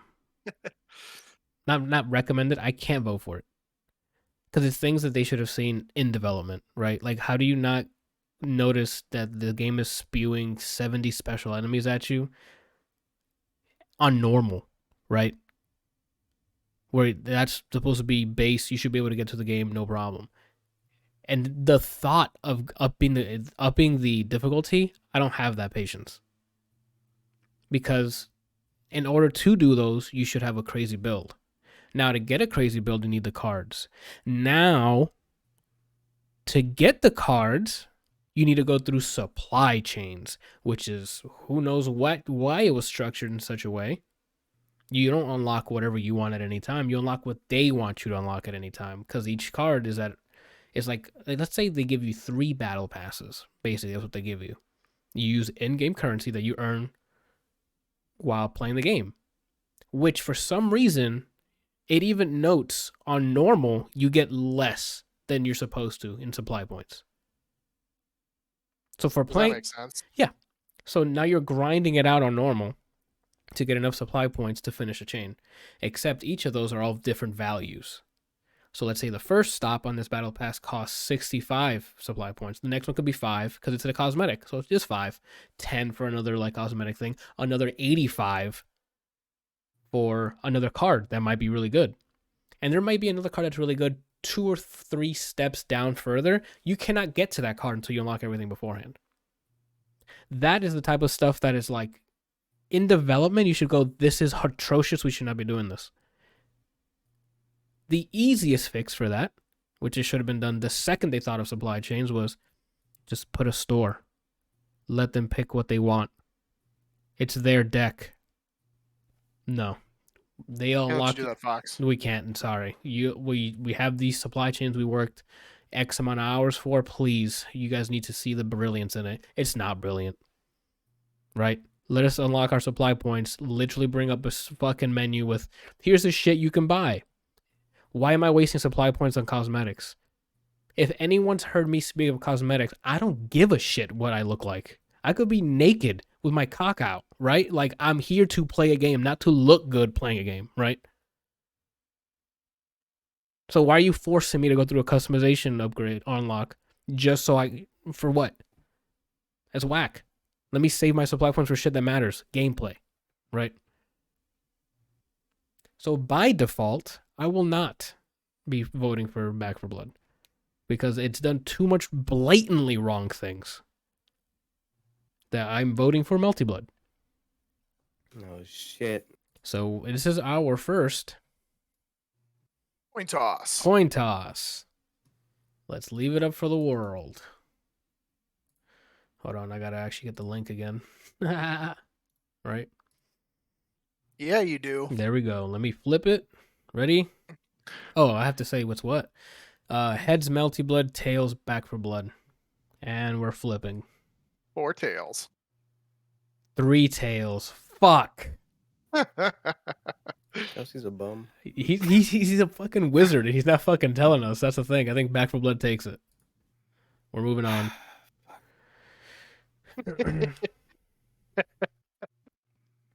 Cobra in the chat said he skipped Back 4 Blood after trying the beta. Didn't feel like Left 4 Dead to me outside of go from A to B to kill zombies, which was like the premise of Left 4 Dead. Zombies move slow, characters lacked personality, cards destroy the arcadey Left 4 Dead had. Yeah, the cards, if it was done differently, could have been a lot better. But moving on, we have Resident Evil Village versus Warioware. Get it together. All right. I think I started last time, right? So did Kelsey start last time with Back 4 Blood? I think I started last time with the Back 4 Blood one. So Brian, So it's Brian's turn. hit me with your best shot. I've watched one and I've played one. Okay. Resident Evil Village, I watched. I think I essentially finished my playthrough by watching you and Javi play. Oh, okay. I saw the beginning part of Javi's. I saw the beginning. I missed the Dimitrescu part until I think I came in and he literally finished her. Oh, wow. So you saw her in her final form, huh? And then I watched a bit after that. And then for you, I didn't see how you started, but I saw once you started her part and then beat her. And then I saw the water thing. Essentially the rest of it. So I watched Javi's prologue and I watched the rest of it through you. The game looks gorgeous game. Main character, I don't give a shit about him, to be honest with you. Resident Evil, I wish stopped doing like went from zombies to just everybody's mud or looks like pimples. Yeah. Right? So everybody's mud. Yeah, those kind of that aesthetic or those mechanics I'm not really a fan of. It's not really scary anymore. It's more like you're more scared of running out of resources, it seems like, than or being caught by surprise. Like, oh, but then once you saw what's jumping you, you just shoot it and walk away, and you're kiting with a gun, essentially. Um, the story with this one, I don't really understand what the hell is going on. I don't. That being said, I don't remember much of the game that Ethan's from, aside of them making it canon, picking the wrong person to save. And I remember that one lady's, was it uncle or dad? Uncle. Literally, you can punch alligators. Yeah. So I wanted her family tree to survive. Her name was Zoe, by the way. Instead of Zoe and her uncle who punches alligators. Yeah. Should have been the right choice. Whatever. I'm there with you. This game, the characters are cool to an extent. I think Dimitrescu, the one that they basically highlighted before the game came out, is the highlight of the game. Yeah. I like the merchant guy. He's not stranger, but it's cool that they're connected. Yeah. Yeah. I mean, it seems like it's again something to do. If you like Resident Evil, you probably played this because it shares the same name. It doesn't seem like Resident Evil games from watching anymore. Doesn't necessarily mean it's a bad thing. It's just not appealing to me. That being said, I'm not really a Resident Evil fan myself, but the other ones, at least from a spectator standpoint, they were more interesting. But still solid. And it's just surprising me. I'm saying solid because it's a Capcom game. So now WarioWare. WarioWares have always been fun to me, and it's like the dream game for anyone with like ADHD, I assume. They're very easy to get into. It's group fun, and it has so much replayability. It feels like it's always a good time. They haven't made a BR game for it, like I've been saying for years, to make the maximum money. Because I guess I'm the only smart one. It's crazy. But this game is essentially more of what you've played before. If you played WarioWare, you played this. This is just prettier on a new console, and you can make it a home console or just play it on the go. The difference, they added like attributes to the characters that have been in WarioWare. Now they're playable characters throughout the mini games. They move differently. They have different ways to beat the games, I guess, which is cool. The only negative to that is if there's a character that I liked, and now they give them a certain move style that I don't like, I kind of have to pick someone else. Yep. Yeah, I vouch for WarioWare. They're both solid games. I'm more biased to the Wario games in the series, so I go with WarioWare. Okay. Randall, your thoughts? Randallware. I guess I can pick Resident Evil by default because I've had history with the series for a very long time. I'm a member of Stars. Yeah. Everyone here knows that I'm not a very big Nintendo fan. Yeah. You voted for Metroid. He's making a face right now, but we don't have his virtual self on screen. You need to make that too, Randall. Like we need to get you a stream deck, and your virtual 2D animation on a button needs to have your facial expressions. So when he does that, it needs to be one you just going, right? Yeah, but I don't know what I look like. So you take a picture, Randall, right? Like you have a phone. I say, imagine Tom Hanks, but he played Tekken. I would say that's what you look like. That's good, Red. Uh, Go ahead. what was I gonna say? You said you Um, weren't a fan of like Nintendo stuff, so by I default. don't hate Nintendo. I recognize Nintendo for the skills that they have, like the detail in the games. Even though they might look simplistic, they they do a good job aesthetically on that stuff. Um, and I can appreciate the good gameplay. Um, but I'm probably gonna pick Resident Evil again because You're a member of I don't know, Stars. man.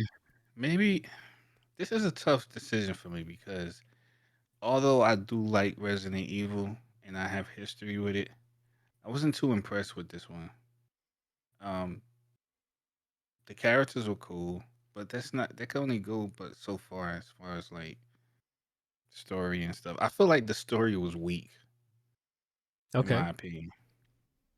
I mean, Very because weak. it's because you're playing as Ethan, who's literally a walking blank book. So Yeah, that I would agree that has a lot to do with it. There's no attachment. At least for me as a viewer, there's no like interest in wanting to play it because I really don't care about him. All the people that you do care about, you can't play as them, and the they one person that you do know about, you can't play as him because he's not a playable character. because of reasons, even though he's at the island with you or he's there with you, Yeah. it's like whatever.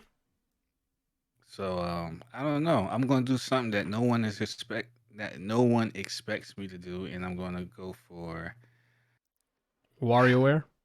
Warioware. Wow, look at that. That's insane. All right, then I'll follow up with that. One key thing Brian forgot to mention about Wario Get It Together, it's the whole thing is revolved around 2 players, where before it was always 1 player. Now you can do that by yourself with 2 like each Joy-Con, or you can pass the controller to a friend, and now you're playing co-op. That adds another layer. Oh, what the hell was that? Another layer. Anthony, there's no L. Slayer. Oh, that's what we're doing this week. I forgot. Never mind. Killing spree. King of the Hill. All right, enough of the fucking soundboard. Yeah, so that adds another layer to the mini games of how quick it goes. I guess I'm just piggybacking a bunch of the stuff here on Village as well. Yeah, as Brian mentioned, nailed it right on the head. The scary parts come at the first hour of the game where you have 7 rounds in your pistol that does dick damage, right? By the time I had a sniper, shotgun, a revolver, a fucking like wolf, I was an army by myself. There's no horror. It's Brian mentioned it again, nailed it on the head. It's kiting with a gun. Oh, you're coming after me? Cool. I just go around this table. You'll never find me, and I just loop this table, shooting you in the mouth, and that's it. Like the combat becomes trivial. Without the pursuit. Yeah, without the pursuit. Something that they kept since the Resident Evil 2 remaster, I guess the Resident Evil 7, is the little Metroidvania they added to it. Like you'll find a door you can't open at the time, so you go around, keep going forward, and be like, oh, this key from that one house. You find like extra cool shit, like treasure or like a hidden gun or something. Like that I always liked. I like clearing out the maps until they're blue. Isn't that always the thing? It wasn't manageable the way 7 or Resident Evil 2 Remake, where like you open up the map and if it's red, that means you're missing something there. Oh, I see. Whether or not what it is, they don't tell you. But like open up the map and seeing everything blue or something, you're like, okay, I cleared this area, I can move on. So that little checkbox thing that I love when I play open world games, they implemented that. They continued with it, and I like that. But as everyone was saying, like I've always been saying since the beginning of time, gameplay is king, and you can spend hours playing Get It Together. Where once I finished Village, I was like, well, I'm done. Where Warioware Get It Together is a party game. We can bring that out anytime, have a good time. The mini games are really funny, really fun and funny. There's like things in the background that happen that'll make you laugh. It starts getting really hectic and like crazy the longer you're doing like a bunch of games back to back. So there's boss battles that are in some of these that are really fun. Yeah, it's an easy pick for me. WarioWare Get It Together is my vote. And then Kelsey to round this thing out. I mean, I haven't seen anything about Wario. Uh-huh. Where, But I've always wanted like a strict Wario game that's really cool. Oh, like back in the Game Boy games, the Game Boy Color Yes. or Game Boy regular Game Boy, not Color, right?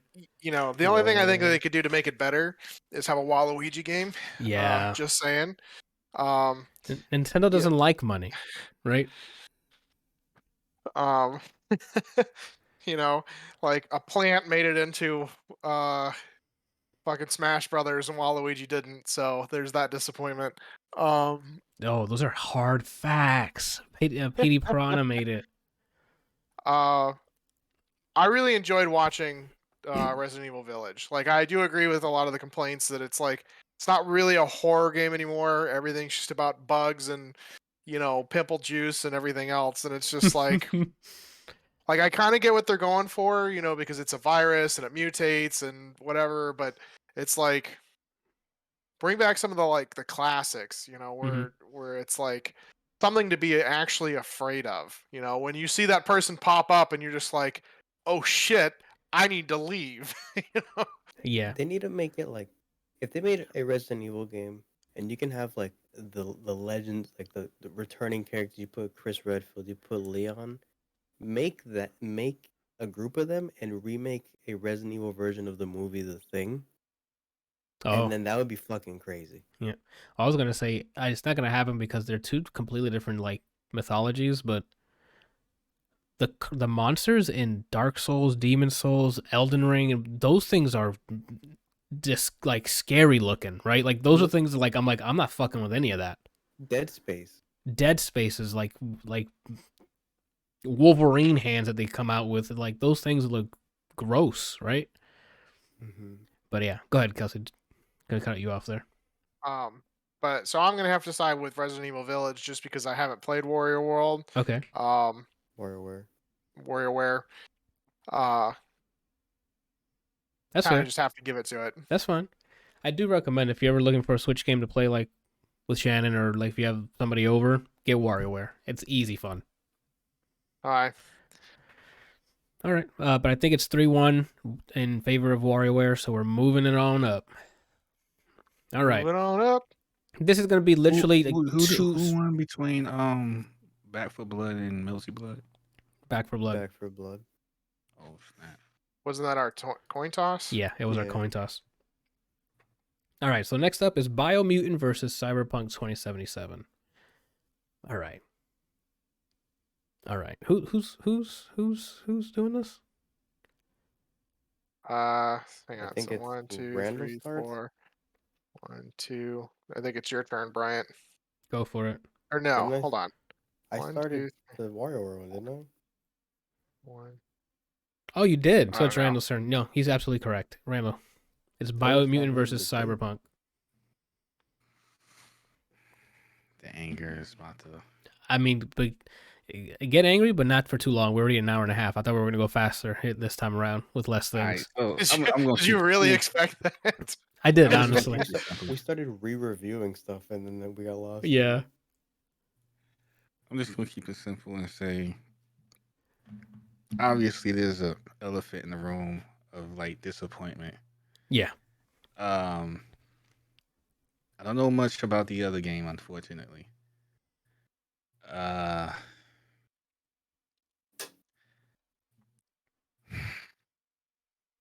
don't know, man. Well, you're gonna have to do. know. We believe in you. Like this is the time, right? Like this is where you got to make that choice.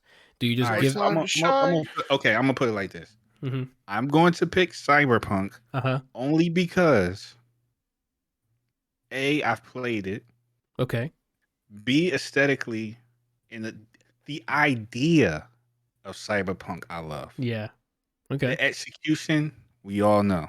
That's not it, Jack, right? Like that's not it. No. He's not that guy. He's not that guy. No, he's not. So I'm just gonna pick Cyberpunk off the idea of what it hoped to be. Okay. Because I don't know anything about Biomutant. But I am not expecting Cyberpunk to get past the next round.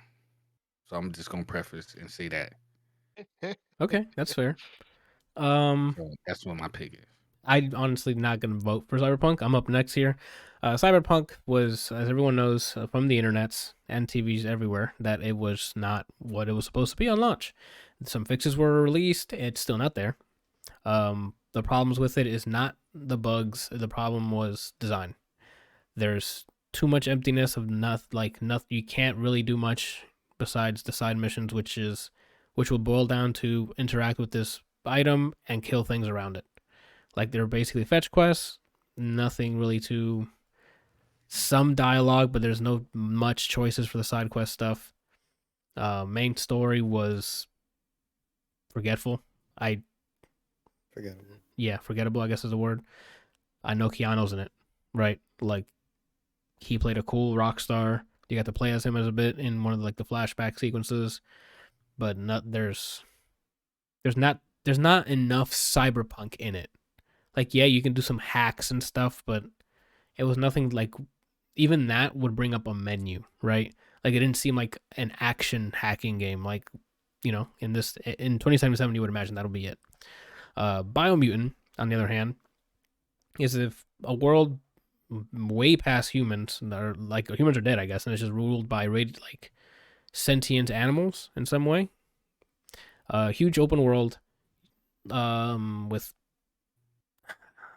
melee and range combat, depending how you want to do your builds. There is different builds you can do for long range, tanky, just things like that. The same type of builds you do in any RPG normally. The story was not, again, I played it for the gameplay, but the gameplay itself got too repetitive early. The combat got kind of repetitive. Clearing towers or outposts wasn't that satisfying of a reward when you do it. Leveling up was fun and putting in skill points to different things. Crafting was cool because you can really customize the way you do your melee weapons, like taking things apart, putting different parts on to give it different attributes. That was a really cool aspect of it. Sad thing is that it didn't hook me enough for me to finish it. So I played a good bunch of it, but I didn't run credits. So, but even then, I would still pick Biomutant over Cyberpunk because gameplay was king, and I enjoyed my time running around, gaining XP, killing things, the crafting stuff, exploring, finding new items because there's a lot of loot. So my vote is Biomutant. Kelsey, you're up. So never actually got around to playing Cyberpunk, which was really disappointing because it looked the what do you call it? The promise looked fantastic. Yes. And the delivery was not. A lot of their demos showed way more going on, better reflections, better lighting, better, more Pizza. people. I thought you were gonna say pizza too. When you said Pete, I'm like, oh, he's gonna go for it. And it, when it came, I waited, I pre-ordered it, but I waited because there's always, as a developer, as somebody who's been in the business and played games for years, especially with moving to, larger scale projects, there's always issues when it comes out. And I was like, I'm going to wait because, I really like CD Projekt Red, but I'm going to support them, but I'm going to wait to play it so that they can iron out a bunch of the things. Cause I know for fact that shit's going to happen. Regardless of how much testing and things you have, something always happens. Somebody finds something and fucks it up for everybody else. But then it just, the delivery was not, it felt like they were trying to do too much and it just fell short. Biomutant, I watched you play it for a little while. It looked really cool. I really liked a lot of the things that you said with the weapons and that kind of thing, but it looked like it got kind of repetitive super quick. But in good consciousness, I can't really give Cyberpunk anything because I still haven't played it. And still, hear that they've done they've gone through great strides to get it up to a decent game, but it's still just not where I was hoping it would be. So I thought Brian was on the phone. All right, so it's a vote for Biomutant then. Mm-hmm. All right, Brian, round us out here. All right, so I beat Cyberpunk. I did almost all the missions I possibly could before I beelined it.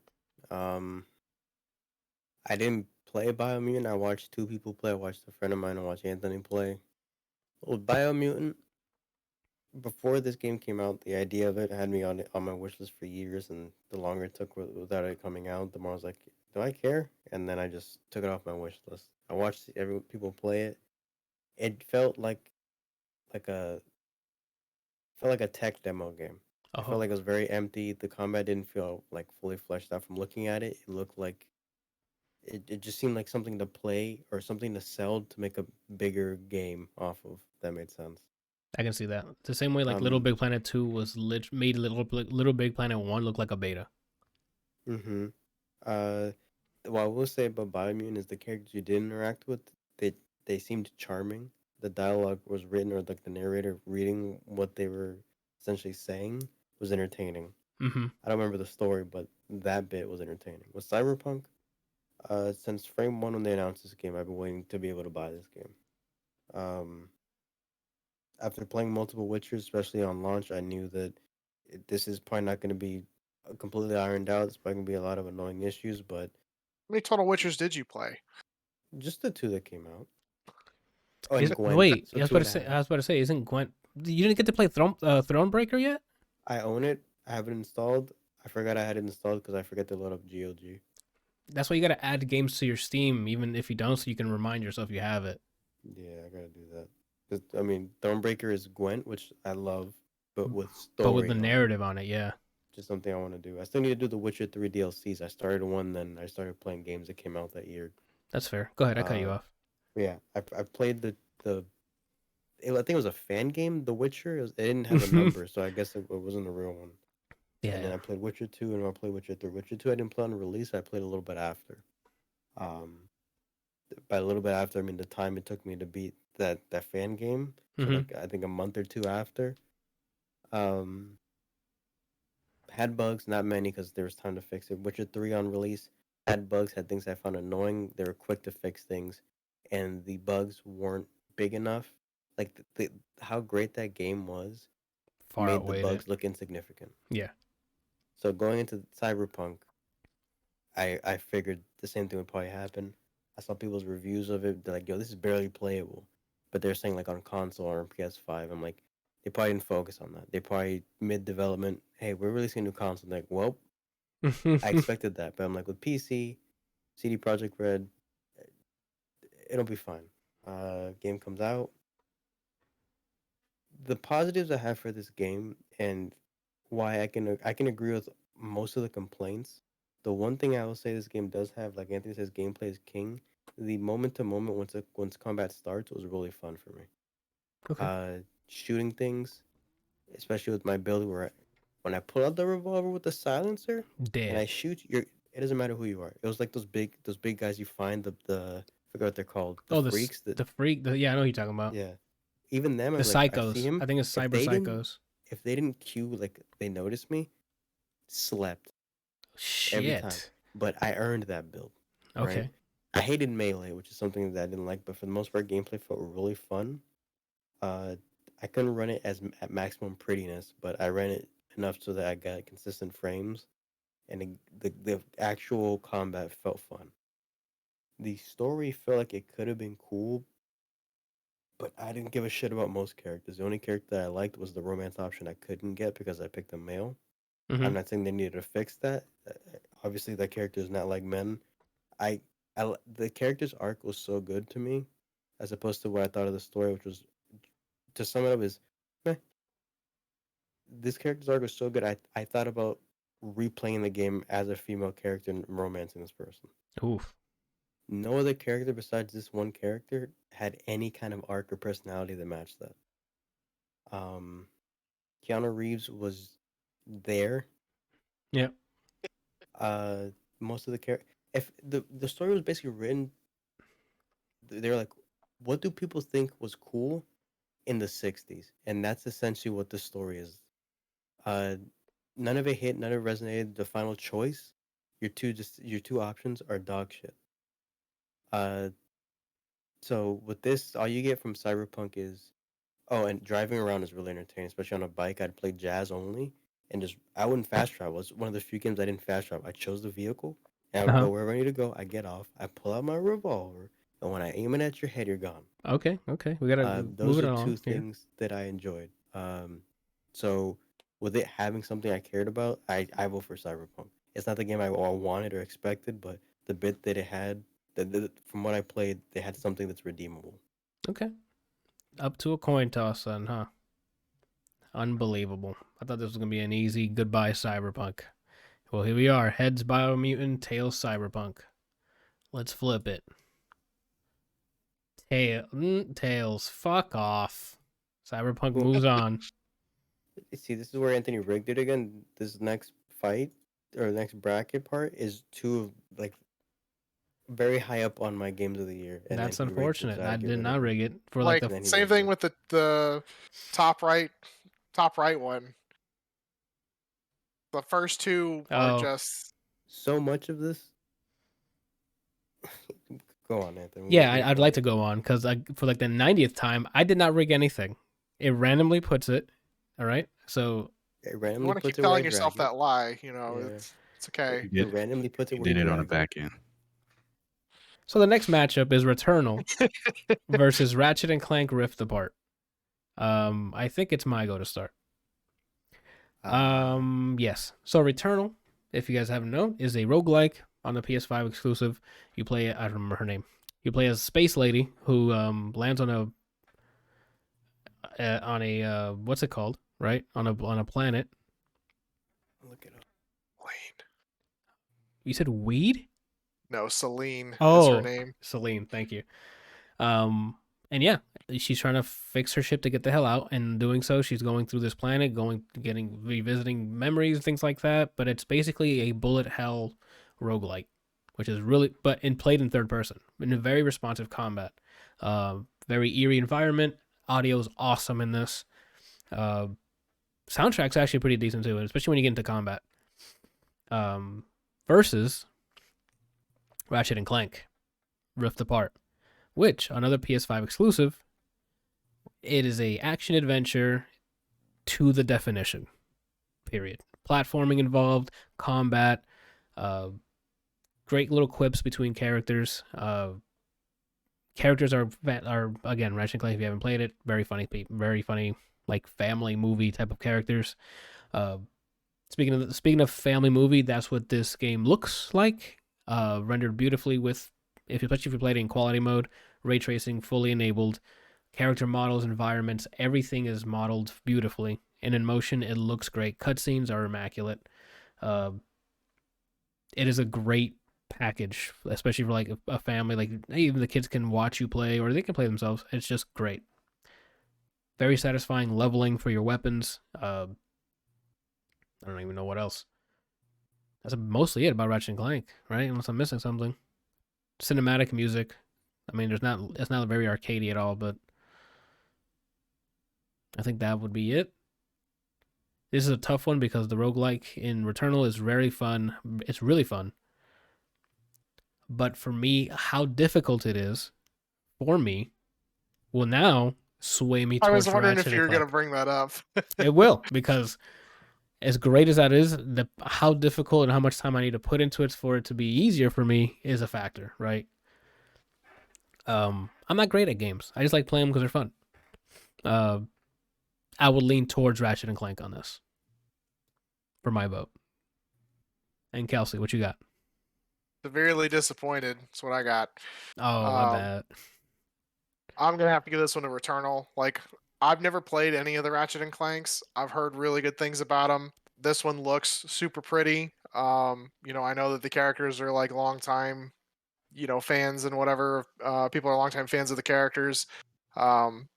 I really enjoyed Returnal. Like, I spent a ton of time into it, finished multiple times. I really like the whole death loop thing where, you die and you come back and your character's like, how many times have I been here? And continues to discover more and more. Like, it's very much, what was it, Edge of Tomorrow? Yeah. Like, if Edge of Tomorrow was a game, this is it, And I really liked the combat. I really liked everything about it. It was amazing. I'm going to have to give it to Returnal. Okay. Brian, what you thinking? Remember, keep it short. Ratchet and Clank if you've played them before this, you've played this game to an extent. The gimmick here is basically the hot gimmick, which is parallel universes or parallel dimensions. The game is a playable Pixar movie. Sounds great, plays great, looks great.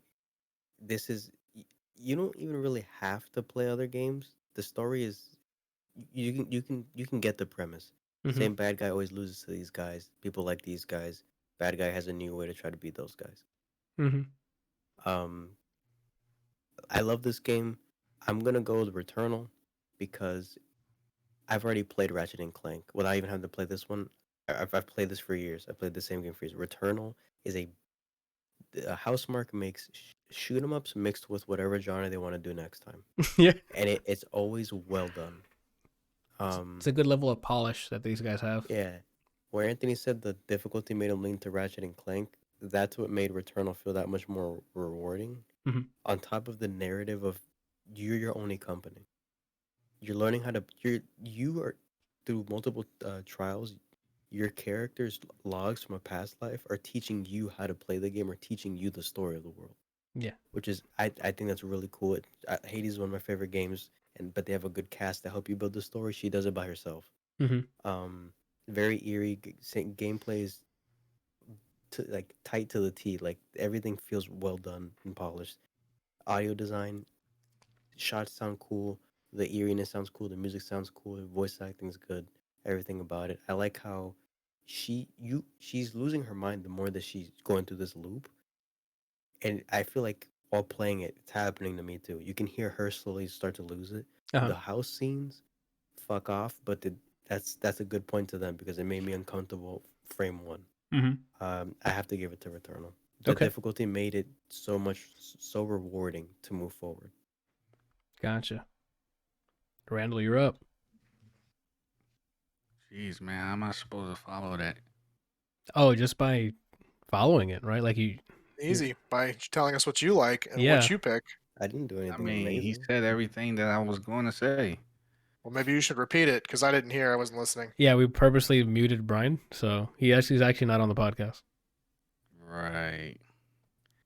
I mean, I'm gonna have to just say I'm piggybacking off of Brian and saying like, yeah, I pick Returnal too because it's original and it's brand new. I've never played anything like this before, and that whole eerie feeling that he was talking about, like it's throughout the entire game, which is something that I love, which is also very refreshing because there's so many games that their objective is to make the user feel some sort of anxiety or fear, and they, in my opinion, they fall short. But this game, and I'm not really a person who's easily startled or scared, but I'm not gonna say I was scared, but it definitely like it's very like high tense moments in the game, especially when your health is low and you're trying to survive.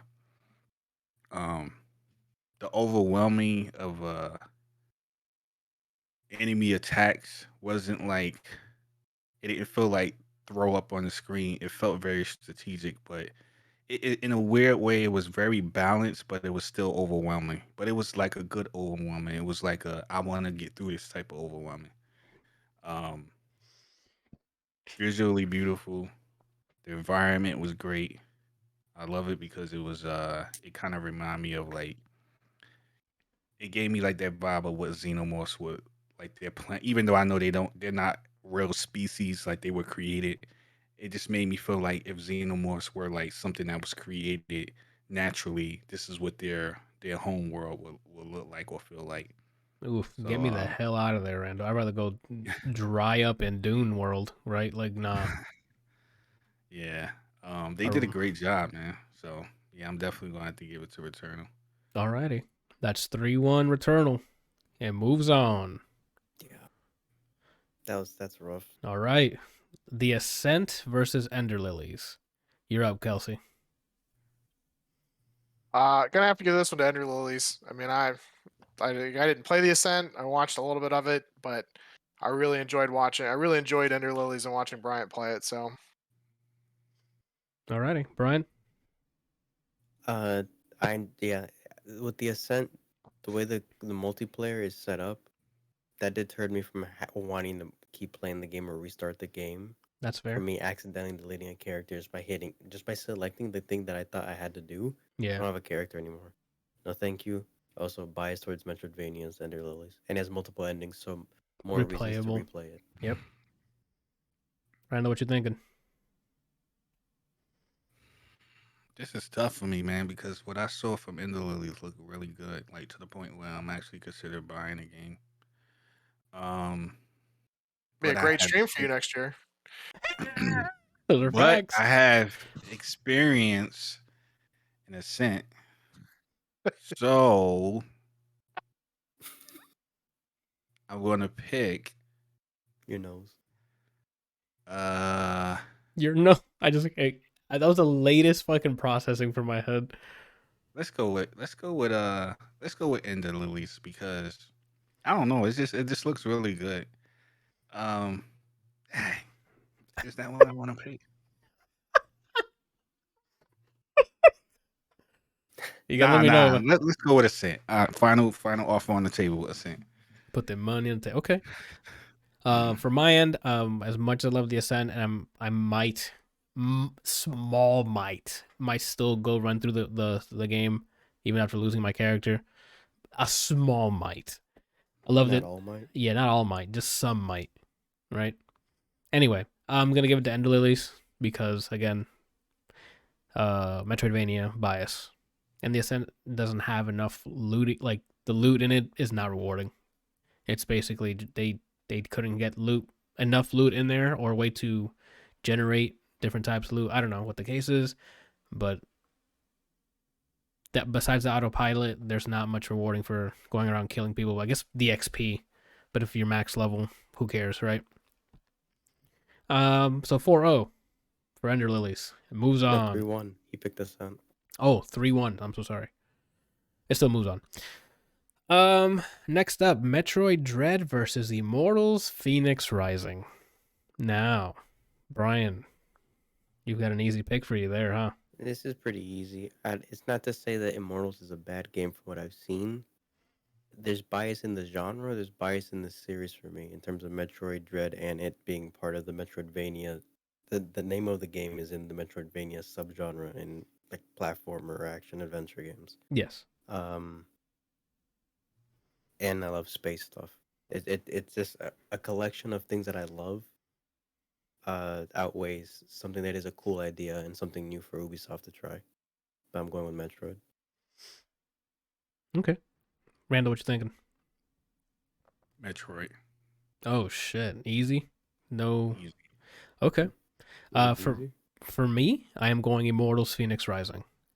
That is how much I loved my time with it.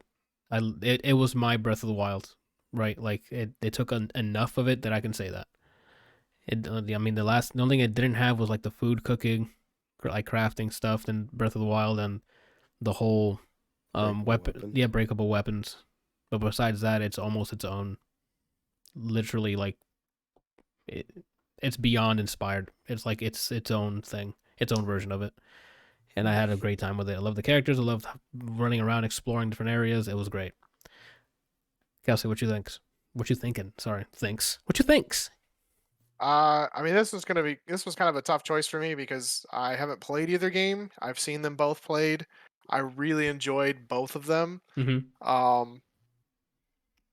I think I'm gonna have to give it to Metroid though, just as the nostalgia of the classic, everything about it just looks amazing. So, gonna have to side with Metroid. 3-1 Metroid. This starts to feel like, when you see someone go bankrupt in Monopoly, like you force them to do that. Yeah. That's what it feels like when someone's passionate about a game, and everyone's like, "Now the other one." Oh my journal's gonna be full of tears later. Alrighty. Next up, Back 4 Blood versus Warioware. Get It Together. Now, I think who is it that goes? I think it's Randall. Go ahead. This is like not even a discussion for me. What was the Wario? Yeah, I'm going with Wario. I'm also picking WarioWare over Back 4 Blood, as I vehemently said the last time Back 4 Blood was up on here. It shouldn't have gotten this far to begin with. Mm-hmm. Kelsey, go for it. Gonna have to give it to WarioWare just because, I mean, I've seen Back for Blood. It looks like it's fun, but it looks very repetitive, very quick. Alrighty. Brian. WarioWare. Alrighty. 4-0 Warioware. Moves on. Oh my god, here we go. Another, like, what are we doing? Right? Cyberpunk versus Returnal. Do we need to go around the table here? I don't think so. I don't think so. It's Returnal, correct? Yeah, Cyberpunk easy. Okay, so 3-1 No, and okay. I would not go on record to say that bullshit. Okay, so 4-0 Returnal. Yeah. Cobra in the chat's like, Back for Blood is out. It's not even a context. Yeah, I'm with you on that. All right, we're getting almost, what is it, not semifinals. I'm sorry, we're still doing the left-hand side. I forgot about the right-hand side. Jesus. Hey, Anthony, you rigged this poetically because now it's the originator of the subgenre versus something that. How did I rig it? You guys were voting. Yeah. Shout out to Anthony for this rigging he did. I already know who's gonna win on the left side. Ender Lilies versus Metroid Dread. Whose turn is it? I Kelsey starts. I Is it think mine? no, yeah, it's Kelsey, yeah, because we weren't gonna talk about Returnal versus Cyberpunk. That's not happening. Still gonna have to give it. Actually, I think I'm gonna have to go with Ender Lilies on this one. Wow. You know, Wow. like I really enjoyed Wow. watching Bryant play that. Okay, You know, so I was not expecting that. I thought it was I'm gonna gonna be. have to like. I haven't played Metroid Dread, and I've only seen a little bit of it. It definitely looks awesome, but I really enjoyed watching Bryant play Ender Lilies. That's fair. Brian, now I'm curious You where think this ends maybe up. your choice is just swayed because you just like watching Bryant play? Say that one No. more time. You cut out for me. I said, do you think maybe your decision was swayed because maybe you just like watching Bryant play? That could be it. 'Cause if you had a good I time feel watching both. him play, I didn't see him play Metroid, so Oh, I'm sorry. See, if he had saw you play Metroid, I feel like it went the other way. maybe. So maybe we should just go ahead and go with Metroid. Again, he has his vote. We're respecting his vote. This is a democracy, right? Brian, what you got? I like both games. It's sad that Anthony rigged it this way, but I'm gonna have to go with Metroid. On the back end. I did not Yeah. rig anything. So for people who want to try like Metroid games, but want to try something different, and they kind of like the idea of Souls games, but they don't like insert thing, I would say please try Ender Lilies. It's gonna be on sale soon, probably. Give these small indie devs some kind of Some recognition spotlight, or yeah. support. Yeah. I mean, it made it this far, so. And it wasn't by coin flip. All right. So, Randall, I'm assuming you going Metroid? Yeah. And I'm following to write that up with Metroid as well. So 3-1 Metroid. Shit. All right. Now we have WarioWare Get It Together versus Returnal. I think it's whose go is this? Who was the Oh, I last think vote for- I was the last vote, so it's your go. WarioWare versus Returnal. Oh. No, it's Kelsey's then, wouldn't it be? If I was the last to vote, that means he started. Well, who's So now you're started. I see what you're saying. Okay, so this is tough. No, it's not. This is tough? It's not me tough deciding. Okay. It's me tough that this is getting eliminated. Yeah. Because Same. both are great games. WarioWare, I'm glad it came back. I'm glad it's not an IP that they shelve or say they're making another game for Metroid Prime 4 and then they just don't. Returnal is by far, at least for me, the better game of the year. It's up there for just games I love. Like I can if PS5s were more common, I can sell this as much as I try to sell Hades and Skullgirls. Oh So wow. I go Okay. with Returnal. Randall, I'm assuming you're following up a Returnal. That is correct. You sure you don't want to go for WarioWare again? I checked with my people and they said Returnal. Okay, cool. Because we love Nintendo, so I am going to be doing the same thing and following up with Returnal. As much as I like the replayability is there for WarioWare Get It Together, but it's not the same as Returnal because it's randomly generated. So, Kelsey, you're here to round us out here. I'm gonna have to not go against the grain and go with Returnal. Oh shit! So 4-0 Returnal. 40 to 40 to Now, for the one of the final spots, It's still easy for me. Metroid Dread versus Returnal. I think it's Randall who starts. Yeah, Randall goes. He's probably like pulling his Returnal. hair out. Oh, okay, or Returnal. off quick. I will not be siding with Returnal this time. As you guys know, there's a bias here, and this is the OG of that bias. I am going Metroid Dread. Kelsey, what you got? I'm gonna have to give this one up to Returnal. I really Let's enjoyed go. playing that game. Okay. Let's Like it was. go. Don't get me wrong. I love the nostalgia from Metroid Dread. The game looks awesome. Yeah. I'm probably gonna get it for the Switch at some point. But I put a ton of time and effort into Returnal. Returnal. I love games that are super challenging, and make me think and make me actually like have to try. So Returnal. Got it. Brian. For the same reason Returnal beat Ratchet and Clank, I've played Metroid before. This is just a prettier version. Not to say this game's bad at all, but Returnal is just. The thing is, too, it has Metroidvania aspects in it, and it's a roguelike. Those are two addictions I have, Oh, yeah. and they're all put into one. All right. So So Returnal. 3-1 Metroid. Returnal. Sorry, I was a variant there. All right, our left side is complete. Right side. First up, Guilty Gear Strive versus Gunfire Reborn. This is not happening off rip, right? I mean, you're the one that rigged this, dude. I Like, did you should tell not us. rig this. On the back end. Here we go. That's gonna be on Randall's tombstone on the back end. All right. He likes it on the back end. Yeah. Oh, I think it's my go to start this. jaw move. All right. So Gunfire Strive, I have not played it. I just bought it off rip to support it because You these, said Gunfire Strive. is that what Yeah. I said? Yes. Is that a new He game said coming out? Gunfire Strive, and I was like, Leak? what fucking game is he talking about? A leak? That's a Elaborate leak. here, We need to cut that. Roll the clip. Roll it. Guilty Gear Strive. I'm sorry, I bought it off rip because me and Brian used to watch a lot of fighting game tournaments, and Guilty Gear has always been a really entertaining one. And seeing how I think it was Xrd, right, that they came out with the new rendering tech, it makes it look like a Yeah. flat animated, but it's actually 3D. I'm in full support of that. The game is stylish, music, animations, the character designs, and they just upped it again for Guilty Gear Strive. That's why I enjoy it. I enjoy watching it. I have yet to load the game up. So on the other side, Gunfire Reborn, I've already put a lot of hours. It's very fun roguelike.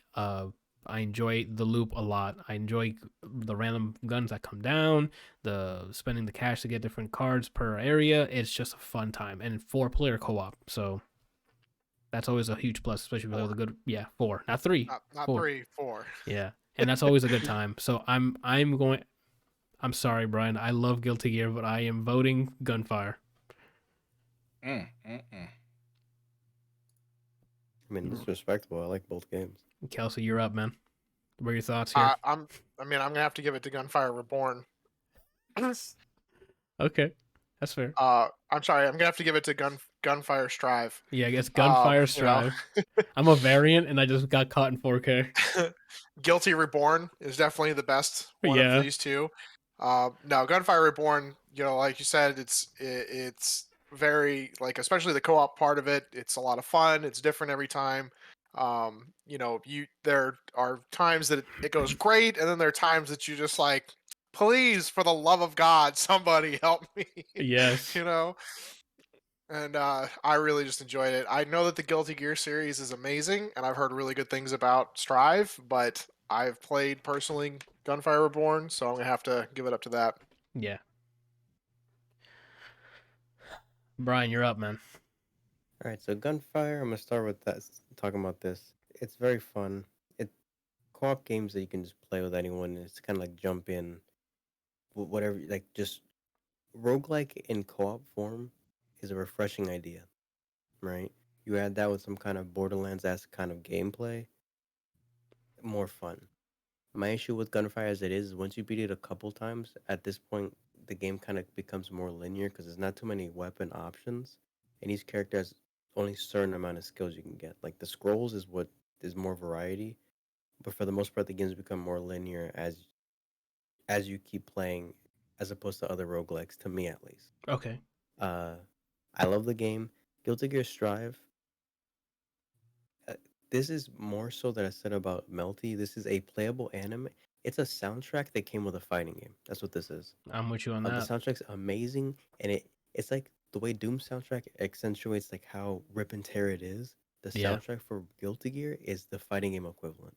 The game's gorgeous, sounds gorgeous, plays pretty well, and even though it's more simplified than other Guilty Gears, with the whole Roman cancel system, you can be as creative as a- your gameplay is as creative as you are Mhm. essentially. Unless you play like a brain dead character and you press the same button, but there's I within want the that character. system and in the game, it's a simple game, but there's so much room to play the way you want to play. Uh, Everyone's going for gunfire. I've played more. I played both a good amount. I played Guilty Gear more, and I wholeheartedly I choose Guilty Gear. Okay. Randall. Guilty Tears. Oof, already. That's how I knew the right side was gonna be wild. Notice how both fighting games comes down to fucking coin toss, and then It- it's gonna lose because my luck's bad. Well, we're about to find out. It's bullshit. Heads is Guilty Gear, tails is Gunfire. And flip. 5 tails. Get the fuck out, Kelsey. I'm getting tired of Kelsey. I think. Gunfire makes it with 5 tails, and I'm rigging it in the back end. You're right. Oh fuck, that was funny. Okay, well, this whatever you want to win, just wait until I sign it and then tell Kelsey. Next up, we have Forza Horizon 5 versus It Takes Two. Wow. Kelsey, you up, man? Forza Horizon 5 is beautiful. It is, looks amazing. But I'm gonna have to give it to It Takes Two because that game was just the story, the companionship, everything about it was just incredible. So Okay, that's it. Brian? Easily, It Takes Two. Forza. I don't like racing games, but Forza Horizon games are the exception. It Takes Two is just such a refreshing co-op experience, especially it's something that feels almost like split, like local play, which was something refreshing to play even off or like online through the internet during like pandemic and things like You that. mean split screen? Welcome to the channel. This guy's a bum. Oh, It Takes Two. it's Anthony's game of the year, so it'll be Takes Two. Cobra's thinking ahead. I mean, that's how you design this bracket. No, because On the back end. on the back end, yeah. All right, Randall. So on the back end, what are you choosing here? It Takes Three. Oh, is that on here too, or? He's into orgies. Oh, I see. I knew if I said that Brian was going to make that type of joke. To give Forza Horizon 5 its due, it is a beautiful game. Another open world racing game that's really fun to play. Arcadey, if you want it to be. There's options so you can make it a simulation, more simulation if you like, but it's by default a very arcadey game. Beautiful cars, beautiful environments. It's really fun to just check mark your way through things. The online is kind of spotty in terms of playing with friends, but when you're in the match with a friend, it's still super fun to do a bunch of the activities. But like these guys were saying, and Kelsey with the Takes Two, the way Pixar movies are made to look like a kid's movie but has adult themes underneath, It Takes Two is the equivalent. And that's just for narrative and with the visuals. Gameplay is king, and this game knows to keep things refreshing. Each chapter is a separate game mechanic that you get used to, and by the time you're a master at it, they remove it from you and you start again with a new mechanic and a new chapter and a new area. It is a masterclass in keeping the attention of the player. So It Takes Two. 4-0. It moves on. Next up.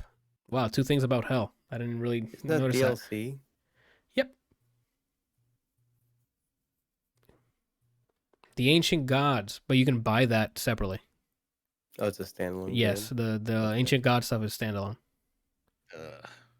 Ancient Gods Part 2, Doom Eternal, and Jupiter Hell. Who's up? I think it's Brian. Brian. Yeah, go for it. I didn't play Doom, but I know what this game's gonna be. It's just more aggression. This is first person Guilty Gear. Jupiter Hell. It's funny that Anthony rigged it to be these two against each other because they use the same aesthetic overall.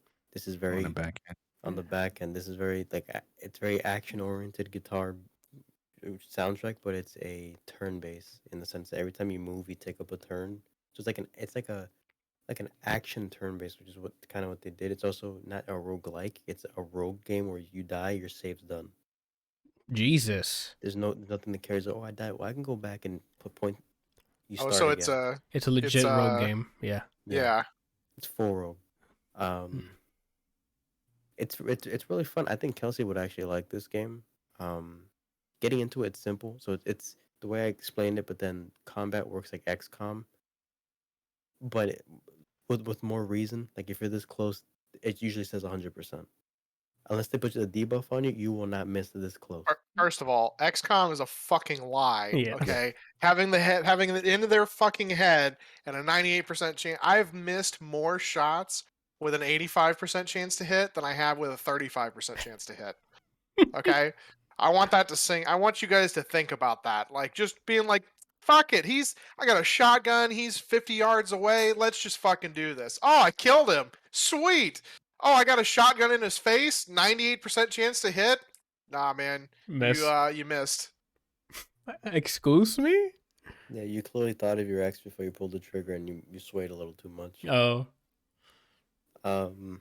It makes more sense, the percentages for this. There's classes to play, and then as you kill things, you level up, and there's like a skill tree essentially. Mhm. But again, your character dies, none of this means anything. So it's very fun. The challenge, I think, with Kelsey, it'd make you want to play this. I liked it. It felt new to me, so I'm gonna go with Jupiter Hell. That being said, Doom's also entertaining to watch. I didn't play it though. Okay. Randall, you're up. Doom Eternal, off rip. Nothing about the other game. Okay, so if that's all you got, then on my end, Brian hit the craziest wild card. I was gonna vote for Doom, and he hit me with that one little tidbit of if you die, you're done. Jupiter Hell for me. That is an insane ad. Like that's one of those I like. They have that in Doom as well. Yeah, but you have to choose that. Like the game's not designed around it, right? Like that's another. Hey, you want to make it harder? You pick it harder. But this Jupiter Hell is. You're in it. Like, you need to be good. Where Ancient Gods, I can be like, oh, I don't need to be good. I can just lower the difficulty, right? That's my only key difference, right? Like, I'm not going to purposely go and cut my hands off. But if they kidnap me and throw me in a place where my hands are cut off, that's different, right? I believe here, too, there's difficulties on top of that, too. Like, none of them make you keep anything. But if, let's say, you somehow thought the base difficulty was easy... Yeah. They winked at Kelsey, basically. Now you can make me. It's 20% off on Steam, and now you're gonna make me buy this. Just that to sounds really play cool, it. especially since it's XCOM style. That's what that sounds like a good idea. Like that's content like waiting to be right. An action XCOM because time doesn't pass until you make a turn. If you reload, depending on your gun, if it's like a bigger clip, you take up X amount of time. If it's like a pistol, but then if you get level ups, you can make yourself like a marksman efficiency pistol guy, and it takes no turns. Oh wow! It's very on the. It's a turn based, but it's very on the fly. You move, something happens. The world progresses. So it's like super hot, but for XCOM. Yeah, it's interesting. Okay, yeah, my vote's Jupiter Hell. I might have to try it. Right. I have the game on Steam, so if you want to library share or just buy it and support them. Yeah, if it's on sale, then I'll just support them. So yeah, my vote's actually Jupiter Hell. Kelsey, what are you thinking? I'm gonna start off by saying fuck Doom. Okay. Nightmare fuck mode. Doom Eternal. Yeah. And it's nightmare modes, and they're like, oh, we're just gonna throw tons of shit at it. Stupid fucking game. Yeah. So my vote's gonna be clearly for Doom Eternal. Yeah. That's fair. All right. Heads is the ancient. I think it's 2-2, right? Or am I wild? It's 2-2, right? I don't remember what Randall said. Randall said Doom, I think, right? Randall? Yeah. Okay. All right, so 2-2. Heads is Doom. Tails is Hell. And flipped. Tails. Okay, so This is the one I win. Jupiter Hell moves on. Bullshit. Next up, we have Psychonauts 2 versus Little Nightmares 2. Randall, I think you start. Little Nightmares too. Okay. Why? Quick wise. Story Oh, okay. That's fair. and the art is beautiful. Yes, it is. I can give you that. You're beautiful. Ooh. I don't know if it's for me or Randall, but I'm going to say thank you. It's for you. Oh, thanks. It's actually for both of you, but we'll go with it. All right. On my end, I'm going to be voting Psychonauts 2.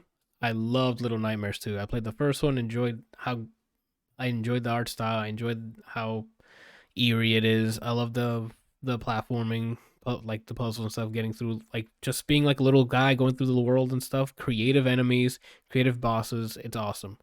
Psychonauts 2 is just another action adventure, great platforming as well.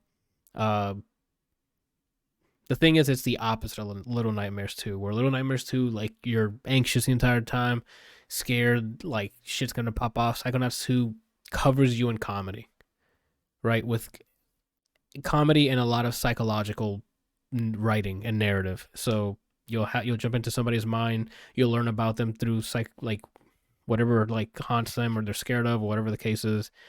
But all of its puns, funny stuff, like, it's art style is also very striking because it's very stylized characters, things like that. So for me, and soundtrack's really cool because it's like 60s inspired kind of, attire and music and stuff like that. And I just like it. It's really fun. I'm gonna have to go with Psychonauts 2 on this. What you thinking, Kelsey? I'm gonna have to decide with Psychonauts 2. I know a little bit about the game. I don't really know much about Little Nightmares. I feel like I saw you play the first one, but don't honestly remember. So Okay. And I think Brian, you're up. Little Nightmares, I saw the first one more than the second one. They do a good job of making things very tense. Yes. The game is pretty. I like the art style. I never saw the ending of either one. But the bits I watched, I think you play some of the first one, and I watched Flo. I was watching him play it. It was a good time. Psychonauts, I played the first one. I have seen nothing about the second one. It's also on Game Pass, by the way, for Psychonauts 2. I don't know if Little Nightmares is, but I know Psychonauts 2 is on Game Pass. I'm voting. I played the first one. I'm voting solely off of their predecessors, essentially. Psychonauts 1 is a beautiful experience. I can only assume the second one is the same, if not better. So I'm gonna go with Psychonauts 2. Alrighty. I think that's 3-1 Psychonauts. And that moves on. Next. Far Cry 6 versus Deathloop. I think I start too, don't I? All right. Far Cry 6 is a open world first-person shooter by Ubisoft, obviously. 6-1 in you know where we're going with this. It's the 6th one proper, right?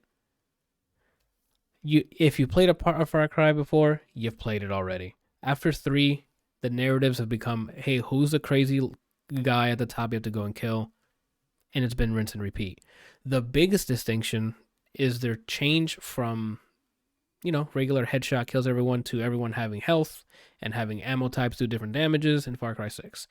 That's been kind of a very what is it? No. Controversy. No, bro. Brian said Controversial. Controversial. Jesus, I can't even think. Change. And I'm on the side that they shouldn't have done this. I enjoyed the realism in Far Cry 5, where it felt more grounded. I didn't have to sink an entire magazine into somebody and down them. And then there's Deathloop, where on paper this sounds like the greatest roguelike to ever come across. My hugest concern with Deathloop is the hand holding, right? It was sold as you need to figure out how to stop this death loop, when in turn it's just you will stop this death loop. You just got to finish the quests. The currency in the game becomes useless after a while because you've unlocked everything. Maybe having online enabled will be fun to have random strangers invade your world, but it's more troublesome than it's worth, because killing her just gives you a random slot, like a random upgrade of a thing you already have. And if you have that maxed out, you just get more Residium, which is useless unless you want to collect every variant of a weapon that you can bring between runs. So unfortunately, gameplay is not king here. Narratively, and in writing and character design, this game excels in terms of art style, the setting, the era, the making the characters believable. Like, you'd get to know each individual visionary in their own way and what their quirks are, what the relationships are between other visionaries. Like, they did a good job of giving each person personality, each character personality. Whereas Far Cry doesn't even do that. Great performance by Giancarlo Esposito and the kid and the people who play Danny, the main people. There's funny ass side characters, but it's quality over quantity kind of thing. Like, everyone was just like, oh, this is the funny guy, this is the badass one, he's the stubborn old man. Like, they weren't as complex as casted. Yeah, it's not as complex characters as Deathloop, right? So because of that, I am voting on Deathloop, because I've played Far Cry 5 other times. So Kelsey, what are your thoughts here? I'm gonna try and speak English. I'm gonna go with Deathloop because the concept of it is really cool. Like you said, it wasn't quite what we thought it was, the way that they pitched it, you know. But I mean, Far Cry 6, like, I haven't heard anything about. I've only played like one of them, and like you said, if you've played one, you've played them all. There's nothing about this game so far that's been like, oh my god, you need to play this version. Yeah. So, Cobra in the chat says it's going to be a hard one.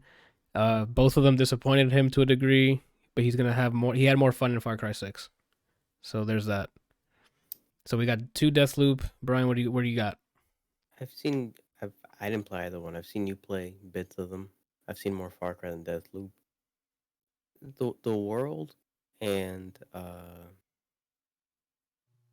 just like the actual like combat was more interesting to me in Deathloop from the bits that I saw, so I'm just gonna go Deathloop. Okay. Randall, what do you got? Duplex. Okay, so 4-0 Deathloop. It moves on. Speaking of loops, next one we have Loop Hero versus Valheim. I think, Kelsey, you start. Yes, sir. So I really enjoyed Loop Hero. It was a really cool concept, as like a deck builder roguelite defense game. I thought it was a roguelite. Never mind. I thought it was. I don't think it's considered a roguelite. Because you don't because I thought a roguelite was like you actually kind of controlling, some stuff, like actually doing attacks and things. No, roguelite. I don't remember doing. Roguelite's like, it's a run based thing. So like you can carry roguelites like the Dead Cells or Hades, where like you'll in between. Death makes you start over, but you can carry stuff in between to make your next run easier or better or Got different. it. Like, so yeah, it would be a roguelite. I had a ton of fun with it. Valheim looks really cool. Like, I like the idea of like kind of starting with nothing and building everything, especially since you can bring friends and things in. Yeah. But I'm gonna have to give it to Loop Hero because I thoroughly enjoyed that game. Go for it. Cool, Brian. You're up. I don't even remember if I've ever seen someone play Loop Hero. I think I've only seen like the announcement trailer, and I was like, "That's cool." And then what Kelsey said had me interested, but I never installed it or tried it. Valheim, I'm not too big of a fan of those like sandbox kind of games, but I do see the appeal for others. Mm-hmm. I guess I'm gonna go with Valheim. Okay. Randall, what's your thoughts? Loop Hero. You got a why? Not really. Oh, you're just you're tossing a coin to your Witcher? Yep. Okay, that's fair. On my end, I played Valheim, did not play Loop Hero. Valheim is a sandbox survival game. Steam is literally filled with them. I think the impressive part is because it's one person who made Valheim, or maybe like a really small dev team. They have a lot of stuff randomly procedurally generated. But all in all, it's that, right? It's a sandbox survival. I'm voting Loop Hero here because it seems like it took more of a. I mean, we've all played roguelites, but I don't know how many are card or deck builders. I think Slay the Spire's one. This one's another one as well, but Slay the Spire, to an extent, Dice Dungeon. it's a card one too. It's you can pick skills, Okay, or abilities that you can randomly get, but then what you can play determines on a roll of dice. gotcha. Okay, Uh, but yeah, I feel like there's more, but I don't need to name everything. yeah, that's fine. I'm going with Loop Hero as well, and I think that's 3-1 Loop Hero. And moves on. Next, Hitman 3 versus Battlefield 2042. Ooh. I think this is Brian starting. No. Yeah, it is Brian starting. Who started? Okay, I see. I did. I like both series. Battlefield, with the exception of Bad Company 2. I liked most of these. My favorite is the futuristic one that they won't bring back because they hate me. But overall, it's just a good time. You jump in with a squad, dick around, shoot stuff, level weapons. Next game. Yeah. It's fun. If you've never played a Battlefield, this one also looks fun. I don't know what the issues are that people were saying, like the bugs, but I would say give it a shot. I don't have it myself, so I guess I'm a hypocrite. But Hitman 3 I also don't own, so the nice things I'm gonna say now, I'm also a hypocrite. I've played before they did the reboot. I've played every Hitman.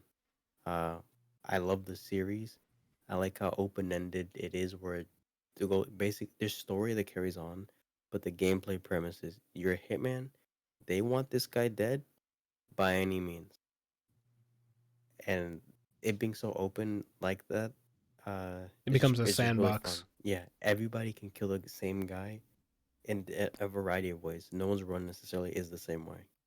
But after the reboot, it seems like they just hunkered down into that, and I think it's less story based, but it's more entertaining, I guess. They didn't lean into it. They literally dove into that. Yeah, it seems like it's just more out. I don't know about outlandish, but it's just more entertaining scenarios where you have to kill a guy. I would go with Hitman just because you don't need people to play that. You can at any point just go and become a murderer. Yeah, I would go with that. All right, Randall, what do you think? Hitman. All right, Hitman. Why? Because I played Hitman and I really, really, really love the series. Battlefield was, huh? What? I didn't hear what he said either. He would like auto. Said you didn't play the other games. Oh, I did. He played the first Hitman and then he bought 3, and then I don't know what happened afterwards. But go ahead. What was I gonna say? Oh, Battlefield. I don't know, man. I think I'm in a minority when it comes to Battlefield because I don't really see the huge appeal. It seems like the same game, just I don't know what's really different. It always looks the same. But I'm pretty sure it's not. I'm pretty sure there's like things that people who actively play the game notice and like or whatever, because it's popular. But I like Hitman a lot because of the all the different things that you could do. Like Brian was mentioning, it's not one linear way on to take somebody out. It's multiple ways you could get very creative. Um, and it always seems to be a lot of things that I find that are like not so obvious. It almost seems like secret treasures. So that's always exciting. Yeah, man. Like And I mean, obviously, the game looks beautiful, especially on PC. Like it's really, really, really It's gorgeous. well done. Yeah, it's gorgeous, man. So my vote is definitely gonna be Hitman. Alrighty, I'm gonna follow this up. I have not played Hitman 3. I played the first mission of Hitman 1 of the reboot, and I've been playing Battlefield 2042 pretty frequently. It's been mentioned multiple times, even in chat with Cobra saying Battlefield is like a cow that's been milked too often. There's nothing special about Battlefield, especially this time around. There's nothing that I've played to this. Not true. There's new bugs. The wingsuit. That's true. Maybe the wingsuit. But in terms of taking a step back and looking at mechanically what's been changed, not much. Right. They've added this weird weather thing that's who cares. It's still a regular first-person shooter with vehicles. They've been doing that in Battlefield since 1942, right? Or Battlefield 2. They've added some wacky operators that you can like Spider-Man your way to the top, wingsuit, throw a sentry down. These are things that are not revolutionary, right? It's just fun to go in. It's just a fun shooting game. It's a fun shooter. That's where Battlefield's at. Whereas, I mean, you guys already said it over and over again, Hitman 3 is a sandbox assassin game with a lot of dynamic entities and actors and stuff in AI in the world behaving differently. You can manipulate them. So many interactable objects that you can use to set traps, kill your like. I'm not gonna just regurgitate what they were saying. Hitman 3's a more dynamic game, whereas Battlefield is like, you've seen this, right? So my vote's Hitman 3. I'm also gonna go with Hitman 3. Like, even though it's another series that it's been around for a long time, and this is like, the 9th game in the series or whatever, it is at least a reboot, and they're kind of continuing to add to it versus Battlefield and COD. They use different shades of brown and green this time. Yeah. Another thing to bring up, that you mentioned that Hitman has been around, but who's been able to replicate it? What other open world sandbox game, right? Like that should like help pick, like, so that should prove how great it is. Like, what other open world sandbox assassin game is GTA 5. Ugh. Online. Definitely not the online portion. I was gonna jokingly say Just Cause. Yeah, like it's not. No one does it like these guys do. So, to an extent, not. It's first person, but Dishonored does something similar. That's narrative based. That's linear. You got to do this, move on to the next thing. Like, you can the way you killed the way you have two options, at least for like passive or non-passive. But then you can get to them and kill them a special way, like poison or whatever, or just walk up and shoot them and leave. Sure, I guess. AI is not the same though, and it's always in the same area. I think I don't know how the AI works in Hitman 3, but I'm sure you can kill them in different areas of the map. We're trying to get that target to go anywhere else in Dishonored is not the same. Yeah. I don't know. I also agree that I think no one does it better than him, man. Sorry, Kelsey, you kind of sidetracked you there. No, I mean, I'm going with Hitman. All right, I think that's a 4-0. There really isn't much else to say. Yeah. Like, It's got 40'd. He got 40'd. It moves on. Next, Steel Assault and 12 minutes. are we talking Steel Assault with the frame limiter or without it? I forgot to mention that. Are we doing frame rate cap off or on for this discussion? It started on, right? It starts on, yeah. And Randall disabled it for some reason, right? So then with it on. It still makes me laugh. Corbo's already voting for 12 minutes. Who starts? I think Randall does. Because Brian started before. 12 minutes. Why? I like the idea. I didn't get a chance to see Bryant beat the game. Oh, that's a technical issue. So YouTube's fucking stupid. You heard me, YouTube. But what I saw, I really liked. I would like to see them continue and add more stuff. But definitely the idea is very unique in a way where, I mean, it's not unique as far as like what happens, but or the method and how it happens. But it's unique because I don't think I've ever played a game or see a game do something like this. Especially where it's like so character heavy driven.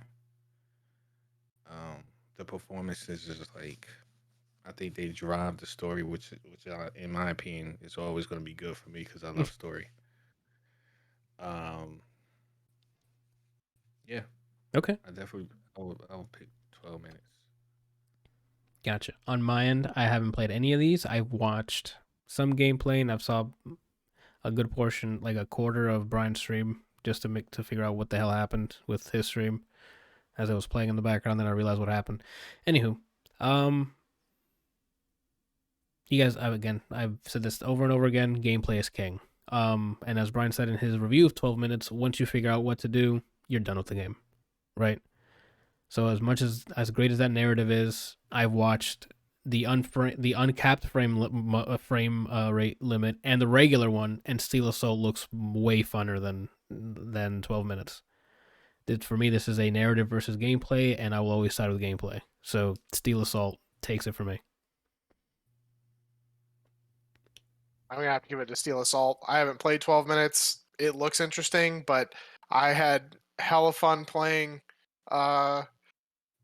Steel Assault. Steel Assault, and even playing it with the frame limiter off was just absolutely ridiculous. Randall, I still have to give you props for making it to chapter 5 or whatever, because it took me a while just to beat chapter 2 without the frame limit or with the frame limiter on, Mm-hmm. and then chapter 3 I just didn't get very far. So, I mean, that came at a cost. I've heard. I saw the heat, the smoke coming out of his room. That's how heated he was. I wish he had streamed this. Like, Yeah. I would have loved to have seen the I don't think I frustration would've- and the salt coming out of his mouth. Well, the other thing, I would want anyone to see me like that because I was genuinely angry. but Like I was telling Anthony, I think I told Anthony after the fact. I was like, that game. No game has ever made me feel like this, but that game made me question my ability to play games. Like I thought, like my gaming skills were deteriorating because I thought I was dying so much that I thought I was actually getting worse. The thing is, I don't think it would have worked if he streamed it, because me seeing that, I would have been like, yo, Randall, something's Yeah. fucked up with your game. Like, that is too quick. Yeah. I feel like I would have wanted to watch just for a little bit To and see then been it. like, hey man, I don't think the game is supposed to do that. You might want to check the settings. Yeah. You would have enjoyed it for what it was for a few minutes and be like, okay, he's going through it here. So, all right. Brian, you get to round us out here. 12 minutes. If you like, for narrative lovers, it's there. For smart people without guides, you'd probably be able to beat the game. I am Mhm. not one of them. Okay. All right. The story's interesting. Then it gets to a point where it just gets weird and like you question why they chose that option to Yeah. wrap up the story. Whatever. It's a cool idea. If you haven't played it and you have like 3 hours and a guide, I would say play it. Steel Assault seems like it has more replayability and it has more charm. And I'd be interested to see this in a speed run. I'm going with Steel Assault. Alrighty. That is 3-1. Steel Assault. It moves on. All right, boys. We don't have to re-review things anymore. We're at here now. Gunfire Reborn versus It Takes Two. And I think it's my go, right? No. If Brian finished, then yeah, it is my go. All right. The cat's out of the bag. You guys both, everyone here knows It Takes Two is my game of the year. I'm going to vote It Takes Two. I love Gunfire Reborn. I still have to play more and more of it to max out my characters and unlock everything. I'm going to do that. I don't think I'm loading up It Takes Two anymore, but the one playthrough of it like stuck with me narratively and through the game design. So I am voting for It Takes Two. Kelsey, what you got? This is a tough one because I really enjoy Like if I never picked up Gunfire Reborn again, I would still recommend this game to people I'm there because with you too. it Yep. just is fantastic in the way that it does kind of everything. You know, there's a ton of replayability, the characters, everything about it is awesome. It Takes Two. I think I'm gonna have to give it up to It Takes Two though, because it just, you know, I like the concept. I like how you have to have two people and use them to do stuff.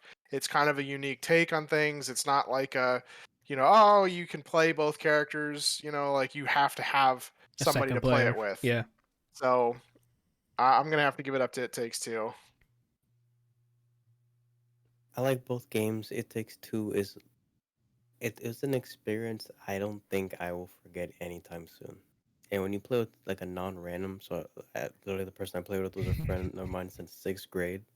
So us playing co-op even in different rooms but split screen was such an amazing time, and it's very memorable game.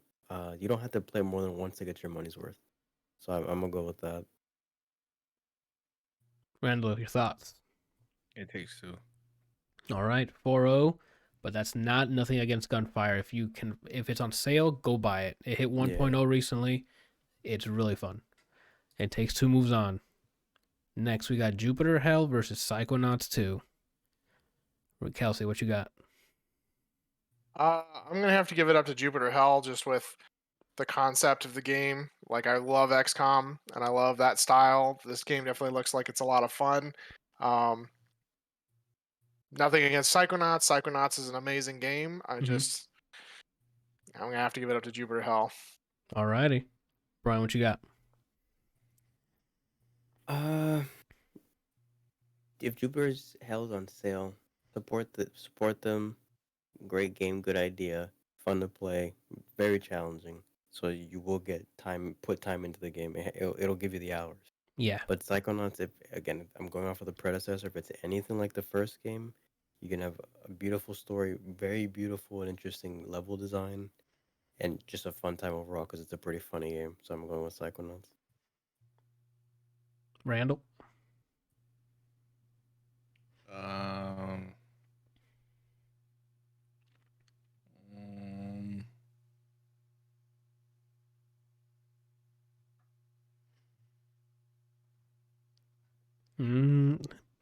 It Takes Two. What? Wait, isn't it between Psychonauts and Jupiter Hell versus Psychonauts 2. I'm sorry, I was reading wrong. I need you to wake up, right? Psychonauts. Okay. On my end here, to round it out, Jupiter Hell seems like a really cool idea, which I might pick up, but I haven't played it. I have played Psychonauts 2, so I'm putting my hat in with Psychonauts. And it moves on. I think Bastards. Yeah. Next up, we have Deathloop versus Loop Hero. Everyone looping this year, huh? Read this correctly, Anthony. You got the loop versus the loop. Yeah, there's a lot of loops. Loop. Yeah. Crazy. Um, You rigged, just one quick joke. You rigged it so well that Randall had to pick a hell option. Yeah, that's true. So I think it's Brian's turn. Loop Hero is charming. I still don't really know how it plays, just from your description, but it looks it looks cool, looks stylized, looks like it's an ode to older games. And I've heard nothing but nice things. Deathloop on paper was cool.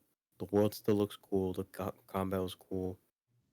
I'm gonna go with Loop Hero just because not one person has said something bad about that game to me. I didn't play either one either, so I have to go off of the hearsay. Yeah. Cobra's picking I have to go Deathloop. off heresy. Randall, what you got? I'm going with Deathloop. Oh, really? Okay. He chose murder. He chose murder. On my end, this is okay. Well, if you're going up against a Deathloop and Loop Hero, one of these games did the looping right. They actually made it a roguelike. So my vote is going to be for Loop Hero. Deathloop, if you would have leaned in, if you would have jumped in to the roguelike mechanics and somehow found a way to do the narrative, like Hades did. Like Returnal did.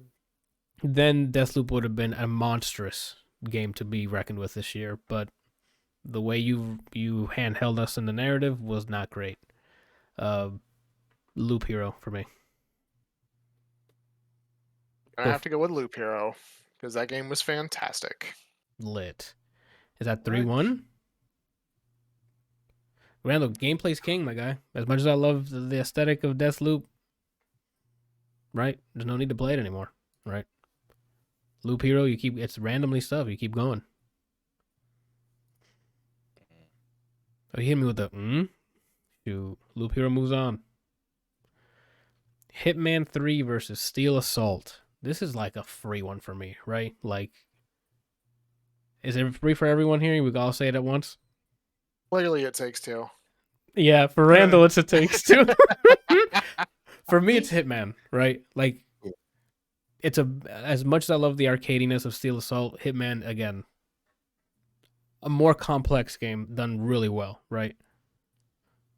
Unless you kill somebody by throwing a banana at them and then take their clothes and murder other people. So exactly, right? Like, I don't know, Kelsey, unless you picking Steel Assault? Hitman 3 all the way. Like I loved watching people speedrun this game.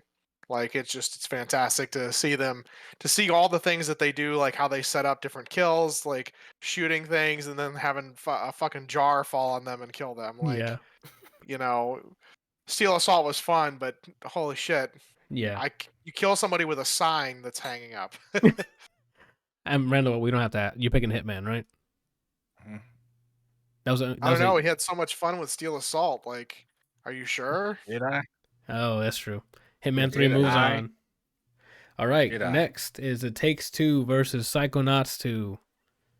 I think this was a pretty easy win. On me personally, yes. Again, the cat's out of the bag for me. So y'all know who I'm voting for when It Takes Two's on here. So we knew who you were gonna vote for when we saw the bracket, Anthony. All right, here we go. So I mean, who was supposed to be starting last time? Because we kind of just all together did it. I don't remember. I think it was Randall. Then I'll start in this. No, really? Either way, then I'll start. Doesn't matter. It Takes Two for me. You guys know why. You know the spiel, right? Kelsey, give me what your also, thoughts It Takes Two. All right. Yeah. Brian, what are your thoughts? I didn't play Psychonauts 2. I'm glad they got a sequel, but It Takes Two is definitely revolutionary when it comes to co-op, in my opinion. Okay. And Randall? It Takes Poop. Alrighty. It Takes Two moves on. Cobra says Anthony is secretly hoping It Takes Two wins the whole contest. If Returnal wasn't the one it's going up against, yes. But we'll see what makes it to the end first. Loop Hero versus Hitman 3. Is it my start? Is my start? Yes, sir. I'm going to have to give this one back up to... Like, I love Loop Hero. Thought it was an awesome game, but I mean, you get to kill bitches in random weird ways. So, Hitman 3. Yeah.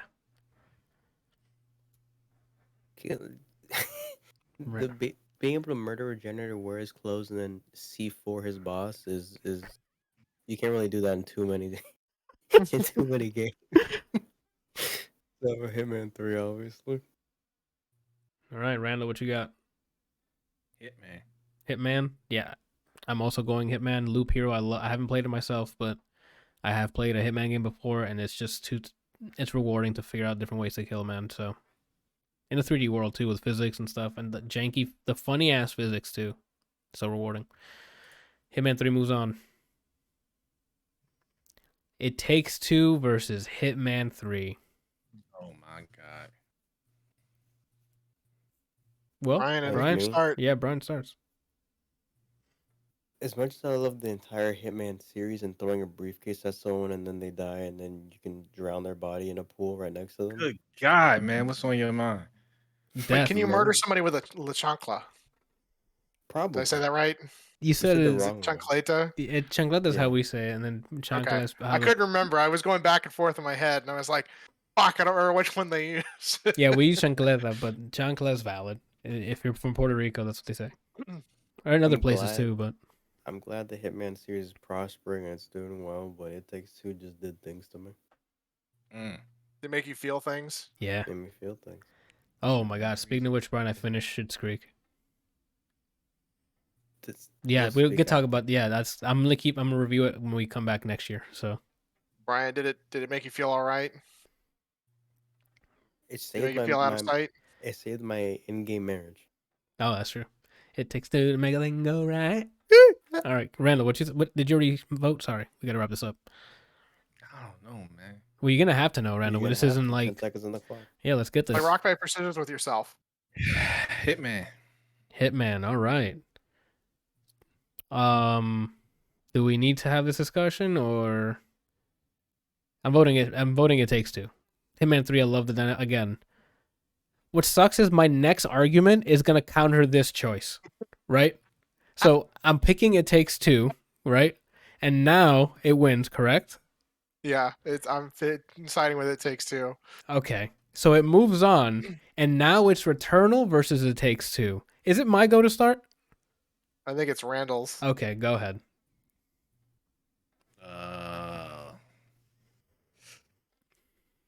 With the God of War theme.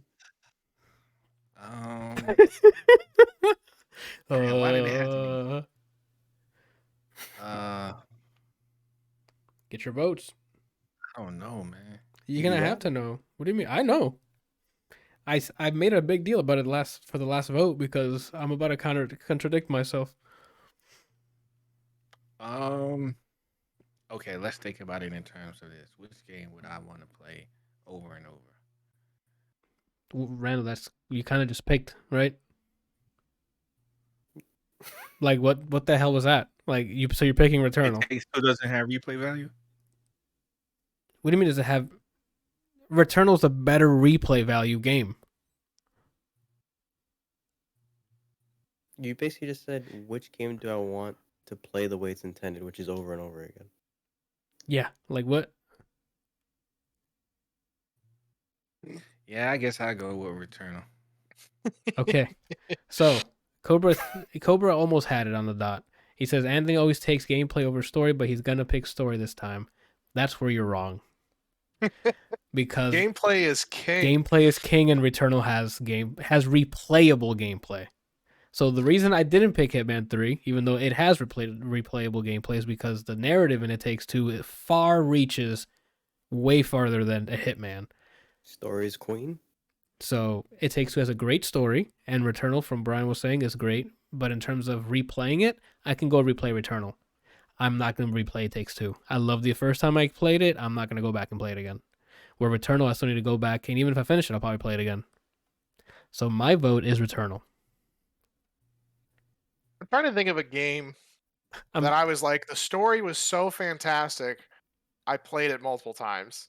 Mass Effect. Like that was gameplay though, because he enjoyed. That has gameplay. Yeah. Like, I mean, I guess you could sort of argue that for me for like the later ones, because 2, I really did not like the systems that they changed in 2. Mm-hmm. You know, and then in 3 I had a lot of complaints about the things that they changed again. But you know, it was gameplay for that as well. Like the story just adds to the gameplay. Like gameplay is definitely king at all times for me. And then if you have a great story on top of it, then it's like, okay, now the game's even better. So I mean, I'm gonna have to give it to Returnal because like that game was fantastic. Well, Brian, thoughts? As amazing as It Takes Two is. Yep, I know. It Takes Two is my game of the year, but I'm not voting for it. Does that make sense to you guys? When it Yes, because there's Returnal. there's certain things. It's one of the games that they're literally my addictions. Gambling. Don't bring me in any gambling room in a game. Okay. Metroidvanias. It could be if I look at the game like that looks like shit, and then you're like, but it's a Metroidvania. I'd be like, you know what? I'll give it a shot. And I might just play that game. Yeah. Roguelike. Mm-hmm. I bought Hades 3 times. Yep. And if there was another console that I needed to have it on, I've thought about buying it on, like, if it's on PS5. I've actually stopped myself from buying it. It is on PS5. The physical copy for Switch, even though I have it, I thought about buying the physical one just to support them more. Just to have it, yeah. this game combines actually it combines all of it because you can gamble perks and stuff. Yeah. The story's great, even though it's not told the way other games are. It's a subtle story. You don't get It checks every box. Got Every it. box is checked. Returnal. Gosh, yeah, but you're re-reviewing it again. We got it. Anthony, fuck you. That's what. So Randall, I think, right? What? Oh no, you already voted. I'm so sorry. You already did Returnal, right? Yes. All right. So Returnal is our 20. Hold on, I gotta save this image. Oh my god, or download the image. So let Yeah, me. you can see where the fighting games got robbed. Let's be honest, Brian. The fighting games were never gonna win. I know they weren't gonna win, but the things they won against, I think they're better though. Well, because remember, both of them I think were coin flips. Yeah. Because I think I voted for Melty Blood. The one that wasn't a coin flip where Kelsey said nothing, my choice won. Oh, So yeah. let me know. He's rigging I wanted you to win. Oh, So I my decided God. to keep my mouth shut. Yeah, On the wrong choice. I would have died on the hill for the other ones. that's wild. Yeah, 2021. Our bracket fight winner for the game of the year is Returnal. Let's freaking get it. Round of applause. I don't have the soundbite, but just whatever you need to do. And that pretty much concludes our episode. We have some releases this week. Some big releases actually for movies. So, let's see. Oh, let's go for games first. We have Shovel Knight Pocket Dungeon, which is their latest puzzle sort of game, like Tetris looking thing that's out for Shovel Knight. I might end up getting it because I love Shovel Knight. Shuffle Night? Shovel. It sounded like They F. should make a card game called Shuffle Night. Brian, call you know their Twitter, right? Yeah. I got an idea. Shuffle Knight. They already have one. It's I can't remember the name of the fucking game. Damn it.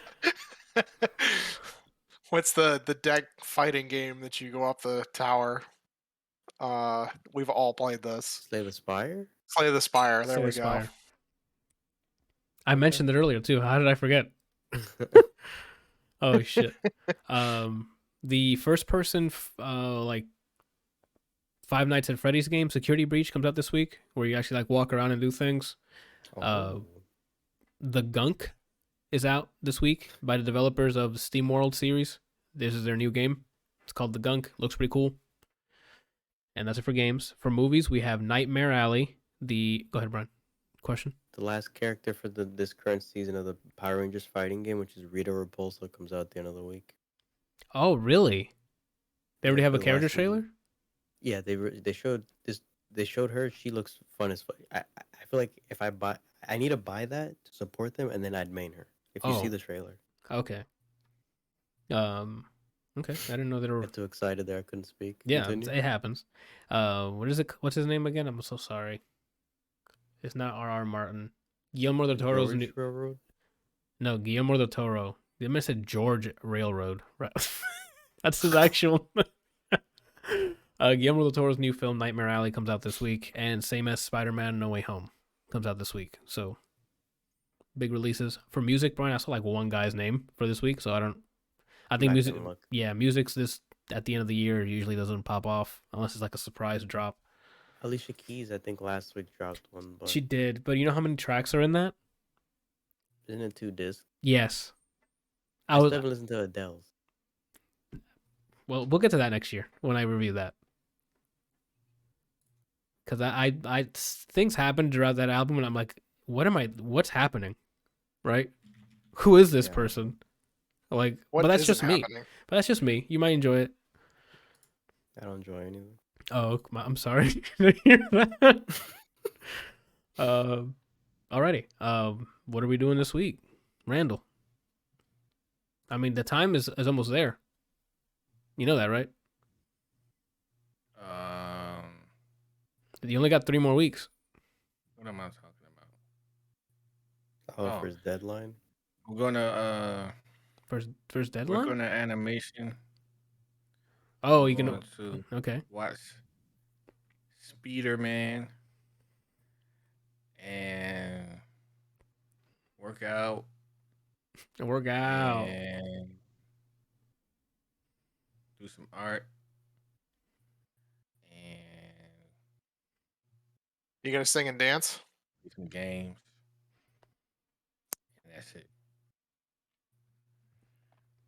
Okay. So no prayer and no, you remember you got a couple Prayer weeks is left. Default.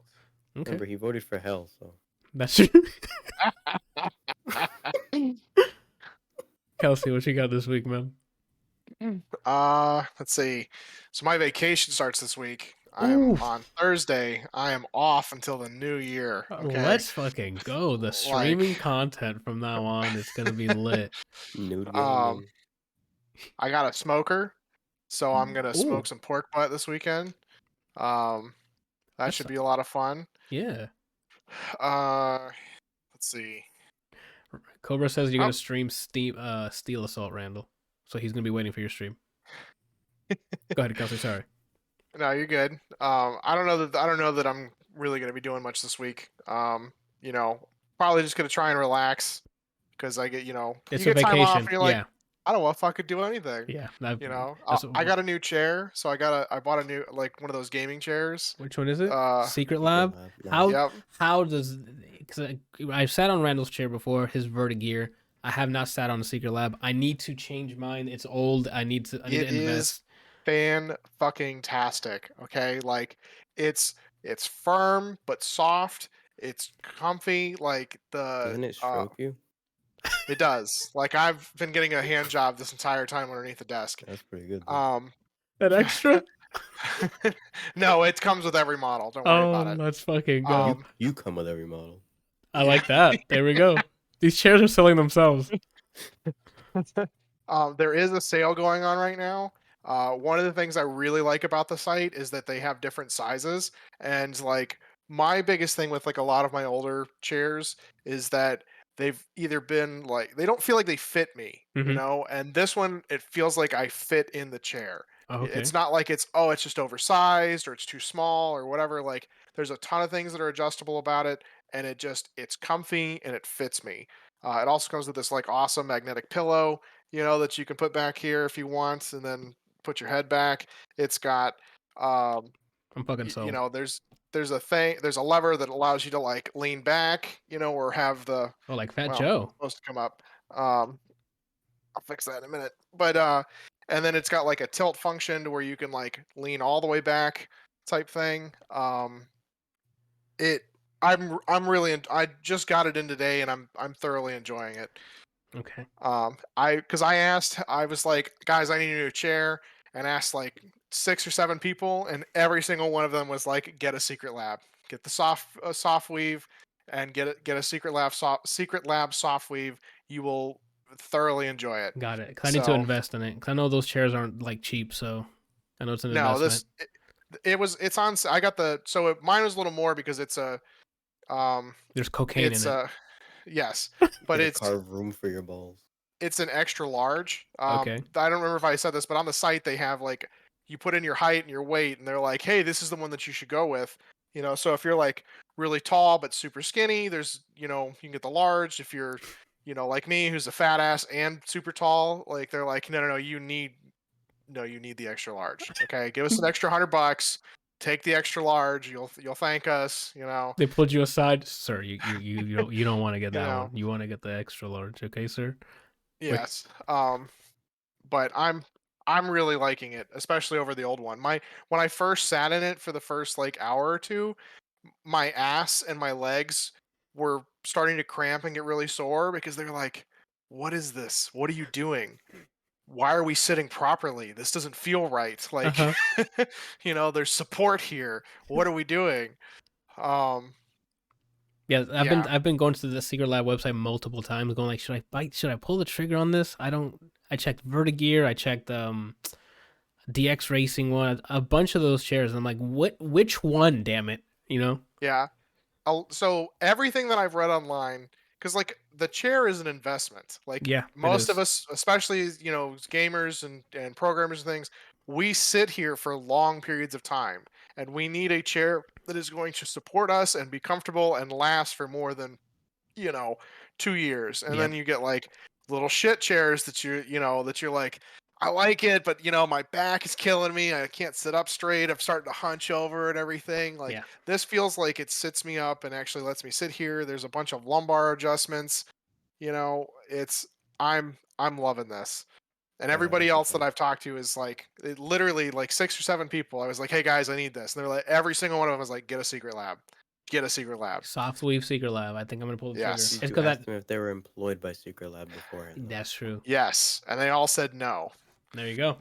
They may have been lying to me, but they all said no. Because now that I'm doing like full remote, I'm literally sitting all day, and I'm like, Yeah. I like. I mean, besides I my wake up- workout, obviously, but Yeah, I wake up and I come into here and I sit down and I start working on my computer and that's it. Like, and then when I get off, I go, "Oh, thank God I'm off work." And I set my computer aside and then sit here. Like my work laptop is literally right here. It sits up next to my desktop. yeah, like that's why I'm having a different table come in on Thursday, so I can have less of my work, and then when I'm done, I'm just gonna slide over here and get But- stuff ready for whatever stream.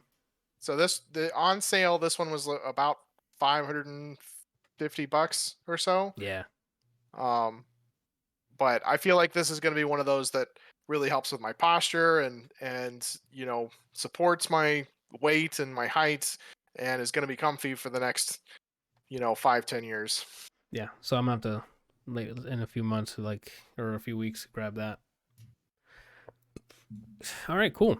We're not sponsored by Secret Labs, but Please wink. sponsor us. Yeah, but sponsor us and send some chairs over, so we can test drive it and then sponsor. Yeah, but I got the Titan Evo XL with the all black. The cookies and cream looked really slick. It's the kind Black of the and lighter. white. Yeah, it's like the black with the armrests and some of the padding, and then the center is all like this really nice gray. So We'll The see. movie guts. All right. I that thought sounds about good. getting the baby blue or the whatever the green was, the mint green. I really liked the Minecraft green, but I wasn't gonna pay an extra $60 to have a fucking Minecraft character on my chair. That's fair. Brian, what are you doing this week? So what I'm not doing. I'm not streaming. Last week was my last week streaming for the year. Vacay mode. Yes. No, I took not next week. So from Christmas or Christmas Eve So to next year, I'm off. that makes sense. Cause I'm like, I'm not gonna go on Christmas vacation and come back for my motherfucking birthday, then come back for the New Year's. You feel Yeah, me? we ain't doing that. Yeah, not me, Jack. You feel me? So what I'm gonna be doing until next Monday is binging through 11 movies. Oh, that's true. You got homework to do. I know what you're thinking, Brian. You're not gonna pull it off. You just want to play fighting games all day, right? Well, you're right, but not this week. This is a different Brian for 1 week only. 11 movies. Yeah. Yeah. So tomorrow, I'm getting home. I'm gonna try to convince myself to do a second workout, and then movies. I'm gonna start with old. I don't know why on the list that one's drawing me the most. That was the last one I saw. Oh, really? Yeah. But you saw everything? I'm done. I did my homework this weekend. Okay. So I'm gonna watch old, and Okay. then if I have enough, is that a long movie? How long did you say that was? I didn't say how long it was. I don't remember run times because then I started suspecting plot points. So I just watched the movie. Okay, well I'm gonna watch that if I have time. Another movie. Which one? We won't find out together. You're not seeing me till next year. Oof. Or you're not seeing me till Monday, I should say. Yeah, because we still have one more episode of the podcast and we're on break. I'll find out. Okay. So that's most That's of it? my week. Okay. If somehow I get through it with extra time, like just a bad bitch, then I'm just gonna start playing stuff. Yeah. Okay. And then what I've been waiting for all fucking year, This Saturday. Spider-Man's out. Yeah. Baby boy's watching Spidey do things. Okay. I might cry because Tom Holland is the best Spidey and he knows how to do things. Yeah. I don't know. We'll find out. We won't find out together. Yeah. guys Why aren't do you gonna keep be there. saying that? I'll find out. Brad's trying to get us I'll be there DMCA. with you, Bryant. He just We'll FaceTime find out. like this. I'm like, oh shit, you see that? All That's right. my week for the most part. Okay. That sounds like a good solid week here. Yeah, but Anthony, What's up? what you doing this week? Oh shit! I appreciate you, Jimmy. What I'm doing this week? Let's see. I have no idea, to be honest with you. Tomorrow we'll figure out something out. You do. I don't know. I don't even think I have a backlog thing lined up for tomorrow, so I might just bull and play something on stream. I don't know what it is yet. Wednesday we probably Halo Infinite because they added SWAT, so Oh, they added SWAT. No, they're adding it tomorrow. they're adding it tomorrow. So Wednesday it should be good to play SWAT, and I want to go and play SWAT. Shoot you in your face. No shield bullshit. Oh, no Cobra- vehicle to hit me. Cobra says GTFO, so maybe to GTFO tomorrow. I don't know. We'll see. I haven't installed it yet, so that's why I'm not really like racing to play it yet.